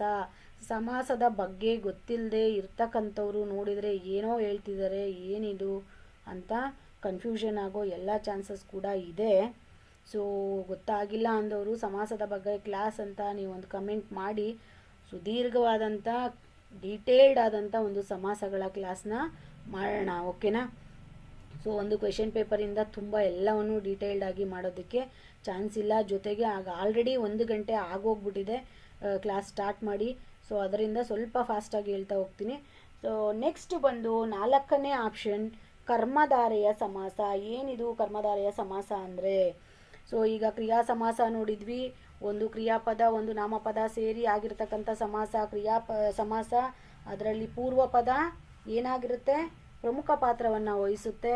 ಅದೇ ರೀತಿ ತತ್ಪುರುಷ ಸಮಾಸ ಅಂದರೆ 2 ನಾಮಪದಗಳು ಸೇರಿ ಆಗಿರ್ತಕ್ಕಂಥ ಸಮಾಸ ತತ್ಪುರುಷ ಸಮಾಸ. ಇದರಲ್ಲಿ ಯಾವುದು ಪ್ರಮುಖ ಪಾತ್ರ ವಹಿಸೆ? ಉತ್ತರ ಪದ ಪ್ರಮುಖ ಪಾತ್ರವನ್ನು ವಹಿಸುತ್ತೆ. ಅದೇ ದ್ವಂದ್ವ ಸಮಾಸ ಅಂದರೆ ಹಲವು ನಾಮಪದಗಳು ಸೇರಿ ಆಗಿರ್ತಕ್ಕಂಥ ಸಮಾಸ ದ್ವಂದ್ವ ಸಮಾಸ. ಅದರಲ್ಲಿ ಎಲ್ಲ ಪದಗಳು, ಎಷ್ಟು ಪದಗಳು ಬರುತ್ತೆ, ಎಲ್ಲ ಪದಗಳು ಒಂದೇ ರೀತಿಯಾದಂಥ ಸಮನಾದಂಥ ಒಂದು ಸ್ಥಾನಮಾನವನ್ನು ಅಥವಾ ಪ್ರಾಮುಖ್ಯತೆಯನ್ನು ಹೊಂದಿರ್ತವೆ. ಈಗ ಬಂದು ಕರ್ಮಧಾರೆಯ ಸಮಾಸ. ಕರ್ಮಧಾರೆಯ ಸಮಾಸ ಅಂತ ಅಂದರೆ ಏನು ನೋಡಿ. ಇಲ್ಲಿ ನಮ್ಮ ಆನ್ಸರ್ ಬಂತು ಕ್ವಶನ್ ಪ್ರಕಾರ. ವಿಶೇಷಣ ವಿಶೇಷ ಶಬ್ದದಿಂದ ಕೂಡಿ ಆದ ಸಮಾಸ. ಆನ್ಸರ್ ಕರ್ಮಧಾರೆಯ ಸಮಾಸ. ಅರ್ಥ ಆಗ್ತಿದೆಯಾ? ಸೊ ವಿಶೇಷಣ ನಾಮಪದಗಳು ಸೇರಿ ಆಗುವ ಸಮಾಸವನ್ನು ಕರ್ಮಧಾರೆಯ ಸಮಾಸ ಅಂತ ಕರಿತೀವಿ. ನಮ್ಮ ಕ್ವೆಶನ್ ಪ್ರಕಾರ ಇದಕ್ಕೆ ಆನ್ಸರ್ ಬಂದು ಕರ್ಮಧಾರೆಯ ಸಮಾಸ. ಏನು ಕರ್ಮಧಾರೆಯ ಸಮಾಸ ಅಂದರೆ ವಿಶೇಷಣ ನಾಮಪದಗಳು ಸೇರಿ ಆಗುವ ಸಮಾಸ ಕರ್ಮಧಾರೆಯ ಸಮಾಸ. ಸೊ ಇದರಲ್ಲಿ ಉತ್ತರ ಪದದ ಅರ್ಥವೇ ಮುಖ್ಯ. ಇದರಲ್ಲೂ ಕೂಡ ಏನಾಗಿರುತ್ತೆ, ಉತ್ತರ ಪದದ ಅರ್ಥವೇ ಮುಖ್ಯವಾಗಿರುತ್ತೆ. ಉತ್ತರ ಪದದ ಅರ್ಥವೇ ಮುಖ್ಯ. ಅರ್ಥ ಆಗ್ತಿದೆಯಾ? ತತ್ಪುರುಷ ಸಮಾಸದಲ್ಲೂ ಕೂಡ ಏನಾಗಿರುತ್ತೆ, ಉತ್ತರ ಪದದ ಅರ್ಥ ಮುಖ್ಯವಾಗಿರುತ್ತೆ. ಇಲ್ಲಿ ಎರಡು ನಾಮಪದಗಳು ಸೇರಿ ಆಗಿರುತ್ತೆ. ಇಲ್ಲಿ ವಿಶೇಷಣ ಪ್ಲಸ್ ನಾಮಪದಗಳು ಸೇರಿ ಆಗಿರ್ತಕ್ಕಂಥ ಸಮಾಸ ಕರ್ಮಧಾರೆಯ ಸಮಾಸ. ಸೊ ಇದಕ್ಕೆ ಉದಾಹರಣೆ ಗೊತ್ತಿದೆಯಾ? ದೊಡ್ಡ ಹುಡುಗ ಅಂತ ಇರುತ್ತೆ ಅಂದ್ಕೊಳ್ಳಿ. ಅದನ್ನ ಯಾವ ಥರ ಬಿಡಿಸಿ ಬರೀತೀರಾ ನೀವು? ದೊಡ್ಡವನು ಪ್ಲಸ್ ಹುಡುಗ ಅಂತ ಬರೀತೀರಾ. ಅರ್ಥ ಆಯ್ತಿದ್ಯಾ? ಸೊ ಅವನು ದೊಡ್ಡವನೋ ಚಿಕ್ಕವನೋ, ನಮಗೆ ಹುಡುಗ ಅನ್ನೋದು ಇಂಪಾರ್ಟೆಂಟ್. ಸೊ ಕರ್ಮಧಾರೆಯ ಸಮಾಸದ ಪ್ರಕಾರ ಉತ್ತರ ಪದ ಪ್ರಮುಖ ಪಾತ್ರವನ್ನು ಅಥವಾ ಒಂದು ಅರ್ಥವನ್ನು ಕೊಡ್ತಕ್ಕಂಥದ್ದು ಉತ್ತರ ಪದ. ಅರ್ಥ ಆಗ್ತಿದೆಯಾ? ಸೊ ಇಲ್ಲಿ ಎಕ್ಸಾಂಪಲ್ ಯಾವುದು ಕರ್ಮಧಾರೆಯ ಸಮಾಸಕ್ಕೆ? ದೊಡ್ಡ ಹುಡುಗ ಅಂತ ಇದೆ ಅಂದ್ಕೊಳ್ಳಿ. ಅದನ್ನು ಯಾವ ಥರ ಬಿಡಿಸ್ತೀರಾ ನೀವು? ಬಿಡಿಸಿ ದೊಡ್ಡವನು ಪ್ಲಸ್ ಹುಡುಗ ಅಂತ ಬರೀತೀರಾ. ಸೊ ಅಲ್ಲಿ ಹುಡುಗ ಅನ್ನೋದು ಪ್ರಮುಖ ಪಾತ್ರವನ್ನು ವಹಿಸುತ್ತೆ. ನೆಕ್ಸ್ಟ್ ಇನ್ನೂ ಒಂದು ಎಕ್ಸಾಂಪಲ್ ನೋಡಿ. ಹಳೆಗನ್ನಡ ಅಂತ ಇರುತ್ತೆ ಅಂದ್ಕೊಳ್ಳಿ. ಸೊ ಅದನ್ನು ಯಾವ ಥರ ಬರೀತೀನಿ, ಯಾವ ಥರ ಬಿಡಿಸಿ ಬರೆಯೋದು? ಯಾವ ಥರ? ಹಳೆಯದು ಪ್ಲಸ್ ಕನ್ನಡ. ಸೊ ಇಲ್ಲಿ ಕನ್ನಡ ಅನ್ನೋದು ಇಂಪಾರ್ಟೆಂಟ್. ಅದು ಹಳೆಯದಾಗಲಿ ಹೊಸದಾಗಲಿ, ಹೊಸಗನ್ನಡ ಆಗಲಿ ಹಳೆಗನ್ನಡ ಆಗಲಿ, ಸೊ ನಮಗೆ ಕನ್ನಡ ಇಂಪಾರ್ಟೆಂಟ್. ಅರ್ಥ ಆಗ್ತಿದೆಯಾ? ಅರ್ಥ ಆಗ್ತಿದೆಯಾ ನನಗೆ ಗೊತ್ತಿಲ್ಲ. ಬಟ್ ನನಗೆ ಗೊತ್ತಿರೋ ಪ್ರಕಾರ ನಾನು ಆದಷ್ಟು ನನ್ನ ಕೈಯಲ್ಲಿ ಆದಷ್ಟು ಕ್ಲಿಯರಾಗಿ ಹೇಳೋಕ್ಕೆ ಪ್ರಯತ್ನ ಮಾಡ್ತಾ ಇದ್ದೀನಿ ಅಂತ ಅನಿಸುತ್ತೆ. ಸೊ ಇನ್ನೂ ಅರ್ಥ ಆಗಿಲ್ಲ ಅನ್ನೋರು ದಯವಿಟ್ಟು ಬೇಜಾರು ಮಾಡ್ಕೊಳ್ಳೋದು ಬೇಡ. ಒಂದು ಕಮೆಂಟ್ ಹಾಕಿ ಇನ್ನೂ ಸ್ವಲ್ಪ ನಿಧಾನವಾಗಿ ಕ್ಲಿಯರಾಗಿ ಸಮಾಸಗಳ ಬಗ್ಗೆನೂ ಕ್ಲಾಸ್ ಮಾಡೋಣ ಅಂತ ಹೇಳ್ತಾ, ಸೊ ನಮ್ಮ ಆನ್ಸರ್ ಯಾವುದಾಗಿದೆ? ವಿಶೇಷಣ ವಿಶೇಷ ಸಂಬಂಧದಿಂದ ಕೂಡಿದ ಆದ ಸಮಾಸ ಕರ್ಮಧಾರೆಯ ಸಮಾಸ. ಸೊ ಈ ಪ್ರಶ್ನೆಗೆ ಉತ್ತರ ಯಾವುದಾಗಿರುತ್ತೆ? ಕರ್ಮಧಾರೆಯ ಸಮಾಸ ಆಗಿರುತ್ತೆ. ಇನ್ನೂ ಎಕ್ಸಾಂಪಲ್ಸ್ ಕರ್ಮಧಾರೆಯ ಸಮಾಸಕ್ಕೆ ಗೊತ್ತಿದ್ರೆ ಕಮೆಂಟ್ ಸೆಕ್ಷನಲ್ಲಿ ಹಾಕಿ. ಅರ್ಥ ಆಗ್ತಿದೆಯಾ? ಹೆಬ್ಬಾಗಿಲು, ಹಿಮ್ಮಾವು ಇವೆಲ್ಲವೂ ಕರ್ಮಧಾರೆಯ ಸಮಾಸಕ್ಕೆ ಉದಾಹರಣೆ. ಯಾವ ಥರ ಬಿಡಿಸಿ ಬರೆಯೋದು ಅವೆಲ್ಲನೂ ಒಂದು ಕಮೆಂಟ್ ಸೆಕ್ಷನಲ್ಲಿ ಕಮೆಂಟ್ ಹಾಕಿ. ಅರ್ಥ ಆಗ್ತಿದೆಯಾ? ಈಗ ಹೆಬ್ಬಾಗಿಲು ಎಕ್ಸಾಂಪಲ್ ಹೇಳಿದ್ದೀನಿ ನಾನು, ಹಿಮ್ಮಾವು ಅಂತ ಹೇಳಿದ್ದೀನಿ. ಯಾವ ಥರ ಬಿಡಿಸಿ ಬರೀತೀರಾ ಕರ್ಮಧಾರೆಯ ಸಮಾಸದ ಉದಾಹರಣೆಯನ್ನು ನೀವು ಬರೆದು ಹಾಕಿ. ಓಕೆನಾ? ನೆಕ್ಸ್ಟ್ ಸಂಪ್ರದಾನಕಾರಕ ಅರ್ಥದಲ್ಲಿ ಬಳಕೆಯಾಗುವ ವಿಭಕ್ತಿ ಯಾವುದು ಅಂತ ಕೇಳಿದ್ದಾರೆ ಕ್ವೆಶನ್. ಸೊ ಇದು ಅರ್ಥ ಆಗಬೇಕು ಅಂದರೆ ಫ್ರೆಂಡ್ಸ್, ನನ್ನ ಒಂದು ವಿಡಿಯೋದಲ್ಲಿ ಈಗ ಆಲ್ರೆಡಿ ವಿಭಕ್ತಿ ಪ್ರತ್ಯಯದ ಬಗ್ಗೆ ತುಂಬ ಸುದೀರ್ಘವಾದಂಥ ಒಂದು ಕ್ಲಾಸು, ಕ್ಲಿಯರ್ ಆಗಿರತಕ್ಕಂಥ ಕ್ಲಾಸು ಸಿಗುತ್ತೆ. ಸೊ ಅದನ್ನು ನೋಡಿ, ಅದನ್ನು ನೋಡಿದರೆ ನಿಮಗೆ ಕ್ಲಿಯರಾಗಿ ಈ ಕ್ವೆಶನ್ ಅರ್ಥ ಆಗುತ್ತೆ. ಓಕೆ ಆದರೂ ಪರವಾಗಿಲ್ಲ. ಸೊ ಇಲ್ಲಿ ಏನಾಗಿದೆ, ಈ ಸಂಪ್ರದಾನ ಏನು ನಿಮಗೆ ಈ ಯಾವುದಪ್ಪ ಇದು ವಿಭಕ್ತಿ ಪ್ರತ್ಯಯ ಅಂತ ಏನಿದೆ ಅದು ನಿಮಗೆ ಕ್ಲಿಯರಾಗಿ ಅರ್ಥ ಆಗಬೇಕು ಅಂತ ಅಂದರೆ ನೀವು ಒಂದು ಟೇಬಲ್ ಇದೆ, ಆ ಟೇಬಲ್ ಬಗ್ಗೆ ನೀವು ಕ್ಲಿಯರಾಗಿ ಗೊತ್ತಿದ್ರೆ ನಾನು ಹೇಳ್ತಕ್ಕಂಥದ್ದು ಏನು ಹೇಳ್ತೀನಿ ಅನ್ನೋದು ನಿಮಗೆ ಕ್ಲಿಯರಾಗಿ ಅರ್ಥ ಆಗುತ್ತೆ. ಸೊ ಆ ಟೇಬಲ್ನ ನಾನು ಇಲ್ಲಿ ಕೊಡಬೇಕಿತ್ತು, ಬಟ್ ಅದು ಮಿಸ್ ಆಗಿದೆ. ಸೊ ಈಗ ವಿಭಕ್ತಿ ಪ್ರತ್ಯಯ ಅಂತ ಹೇಳಿದ್ರೆ ಆ ಟೇಬಲ್ನ ಹಾಕಿದರೆ ನಿಮಗೆ ಈಸಿಯಾಗಿ ಅರ್ಥ ಆಗಿರೋದು. ಸೊ ಟೇಬಲ್ ಹಾಕಿದ್ದೆ ಬಟ್ ಮಿಸ್ ಆಗಿದೆ. ಅದು ಯಾವ ಥರ ಮಿಸ್ ಆಯಿತು ಗೊತ್ತಿಲ್ಲ. ಸೊ ಇಲ್ಲಿ ನೋಡೋಣ. ಇಲ್ಲಿ ನೋಡಿ, ಇಲ್ಲಿ ಈಗ ವಿಭಕ್ತಿ ಪ್ರತ್ಯಯ ಅಂತಂದರೆ ಅಲ್ಲಿ ಏನು ಬರುತ್ತೆ? ಪ್ರಥಮ ವಿಭಕ್ತಿ, ಪ್ರಥಮ, ದ್ವಿತೀಯ, ತೃತೀಯ, ಚತುರ್ಥಿ, ಪಂಚಮಿ, ಷಷ್ಠಿ, ಸಪ್ತಮಿ, ಸಂಬೋಧನಾ ಅಂತ ಬರುತ್ತೆ. ಸೊ ಅದಕ್ಕೆ ಬಂದು ಹೊಸಗನ್ನಡದ ಪದಗಳು ಯಾವ್ದ್ಯಾವ್ದು ಬರುತ್ತೆ? ಪ್ರಥಮಗೆ ಉ, ದ್ವಿತೀಯಗೆ ಅನ್ನು, ತೃತೀಯಗೆ ಇಂದ, ಚತುರ್ಥಿಗೆ ಗೇಕೆ, ಹಕ್ಕೆ ಅಂತ ಬರುತ್ತೆ, ಪಂಚಮಿಗೆ ದೆಸೆಯಿಂದ ಅಂತ ಬರುತ್ತೆ. ಸೊ ನೆಕ್ಸ್ಟ್ ಬಂದು ಷಷ್ಠಿಗೆ ಆ ಅಂತ ಬರುತ್ತೆ, ಸಪ್ತಮಿಗೆ ಅಲ್ಲಿ ಅಂತ ಬರುತ್ತೆ. ಅರ್ಥ ಆಗ್ತಿದೆಯಾ? ಸಂಬೋಧನಾಗೆ ಆ, ಎ, ಇರ, ಈ ಅಂತ ಬರುತ್ತೆ. ಇದು ಹೊಸಗನ್ನಡದ ರೂಪದ ಪದಗಳು. ಬರ್ತಕ್ಕಂಥದ್ದು. ನೆಕ್ಸ್ಟ್ ಬಂದು ಅದೇ ಹಳಗನ್ನಡ ಇದು ಹಳಗನ್ನಡ ಪದಗಳು ಯಾವ್ದು ಬರುತ್ತೆ? ಪ್ರಥಮಾಗೆ ಮ, ದ್ವಿತೀಯಾಗೆ ಅಂ, ತೃತೀಯಾಗೆ ಹಿಂ, ಇಂದಂ, ಹಿಂದೆ ಅಂತ ಬರುತ್ತೆ. ಅದೇ ಚತುರ್ಥಿಗೆ ಏನು ಬರುತ್ತೆ? ಗೆ, ಕೆ ಅಂತ ಬರುತ್ತೆ. ಅದೇ ಪಂಚಮಿಗೆ ಏನು ಬರುತ್ತೆ? ಅಥಣಿಂ ಅಂತ ಬರುತ್ತೆ, ಅಥವಾ ಅಥನಿಂದಂ ಅಂತ ಬರುತ್ತೆ, ಅಥನಿಂದೆ ಅಂತ ಬರುತ್ತೆ. ಅರ್ಥ ಆಗ್ತಿದ್ಯಾ? ಷಷ್ಠಿಗೆ ಆ ಅಂತ ಬರುತ್ತೆ, ಸಪ್ತಮಿಗೆ ಓಳ್ ಅಂತ ಬರುತ್ತೆ. ಸೊ ಸಂಬೋಧನಾಗೆ ಆ, ಎ, ಇರ ಅಂತಾನೆ ಬರುತ್ತೆ. ಸೊ ಇದು ನಿಮಗೆ ಆ, ಎ, ಇರ, ಇ ಅನ್ನೋದು ಸಂಬೋಧನಾಗೆ ಬರ್ತಕ್ಕಂಥ ಹಳಗನ್ನಡದ ಪದಗಳು ಆಗಿರ್ತದೆ. ಅರ್ಥ ಆಗ್ತಿದ್ಯಾ? ಅರ್ಥ ಆಗ್ತಿಲ್ಲ ಅಂದರೆ ಇದಕ್ಕೆ ಬೇಕಾಗಿರ್ತಕ್ಕಂಥ ಒಂದು ಟೇಬಲ್ ಮಿಸ್ ಆಗಿದೆ. ನಾನು ಆ್ಯಕ್ಚುಲಿ ಹಾಕಿದ್ದೆ, ಬಟ್ ಮಿಸ್ ಆಗಿದೆ. ಸೊ ನೆಕ್ಸ್ಟ್ ಟೈಮ್ ಅದನ್ನು ಕ್ಲಿಯರ್ ಆಗಿ ನಿಮಗೆ ಹೇಳ್ತೀನಿ. ಸೊ ಇಲ್ಲಿ ಬಂದು ಏನು ಕೇಳಿದ್ದಾರೆ? ಸಂಪ್ರದಾನ ಕಾರಕಾರ್ಥ ಯಾವುದಕ್ಕೆ ಬರ್ತಕ್ಕಂಥದ್ದು? ಈ ಕಾರಕಾರ್ಥ ಅಂತ ಅಂದರೆ ಏನು? ಈಗ ಪ್ರಥಮಾಗೆ ಬರ್ತಕ್ಕಂಥ ಕಾರಕಾರ್ಥ ಯಾವುದಾಗಿದೆ ಅಂತ ಅಂದರೆ ಯಾವುದಾಗಿರುತ್ತೆ? ಪ್ರಥಮಾಗೆ ಬರ್ತಕ್ಕಂಥದ್ದು ಯಾರಿಗಾದ್ರೂ ಐಡಿಯಾ ಇದ್ದರೆ ಹೇಳಿ. ಕಾರಕಾರ್ಥ ಯಾವುದು? ಕರ್ತೃ, ಕರ್ತೃರ್ಥ, ಕರ್ತೃ ಅನ್ನೋದು ಪ್ರಥಮಾಗಿ ಬರ್ತಕ್ಕಂಥ ಕಾರಕಾರ್ಥ ಆಗಿದೆ. ಅದೇ ದ್ವಿತೀಯಾಗೆ ಬರ್ತಕ್ಕಂಥದ್ದು ಕರ್ಮ. ದ್ವಿತೀಯಾಗೆ ಬರ್ತಕ್ಕಂಥ ಕಾರಕಾರ್ಥ ಕರ್ಮ. ತೃತೀಯಾಗೆ ಬರ್ತಕ್ಕಂಥದ್ದು ಕಾರಣ. ಅರ್ಥ ಆಗ್ತಿದ್ಯಾ? ಚತುರ್ಥಿಗೆ ಬರ್ತಕ್ಕಂಥದ್ದು ಯಾವುದೇ ಆಗಿದೆ? ಸಂಪ್ರದಾನ. ನೋಡಿ ಇಲ್ಲಿ ಬಂತು ನಮ್ಮ ಆನ್ಸರ್, ನಮಗೆ ಬೇಕಾಗಿರೋ ಆನ್ಸರ್ ಬಂತು. ಯಾವುದದು?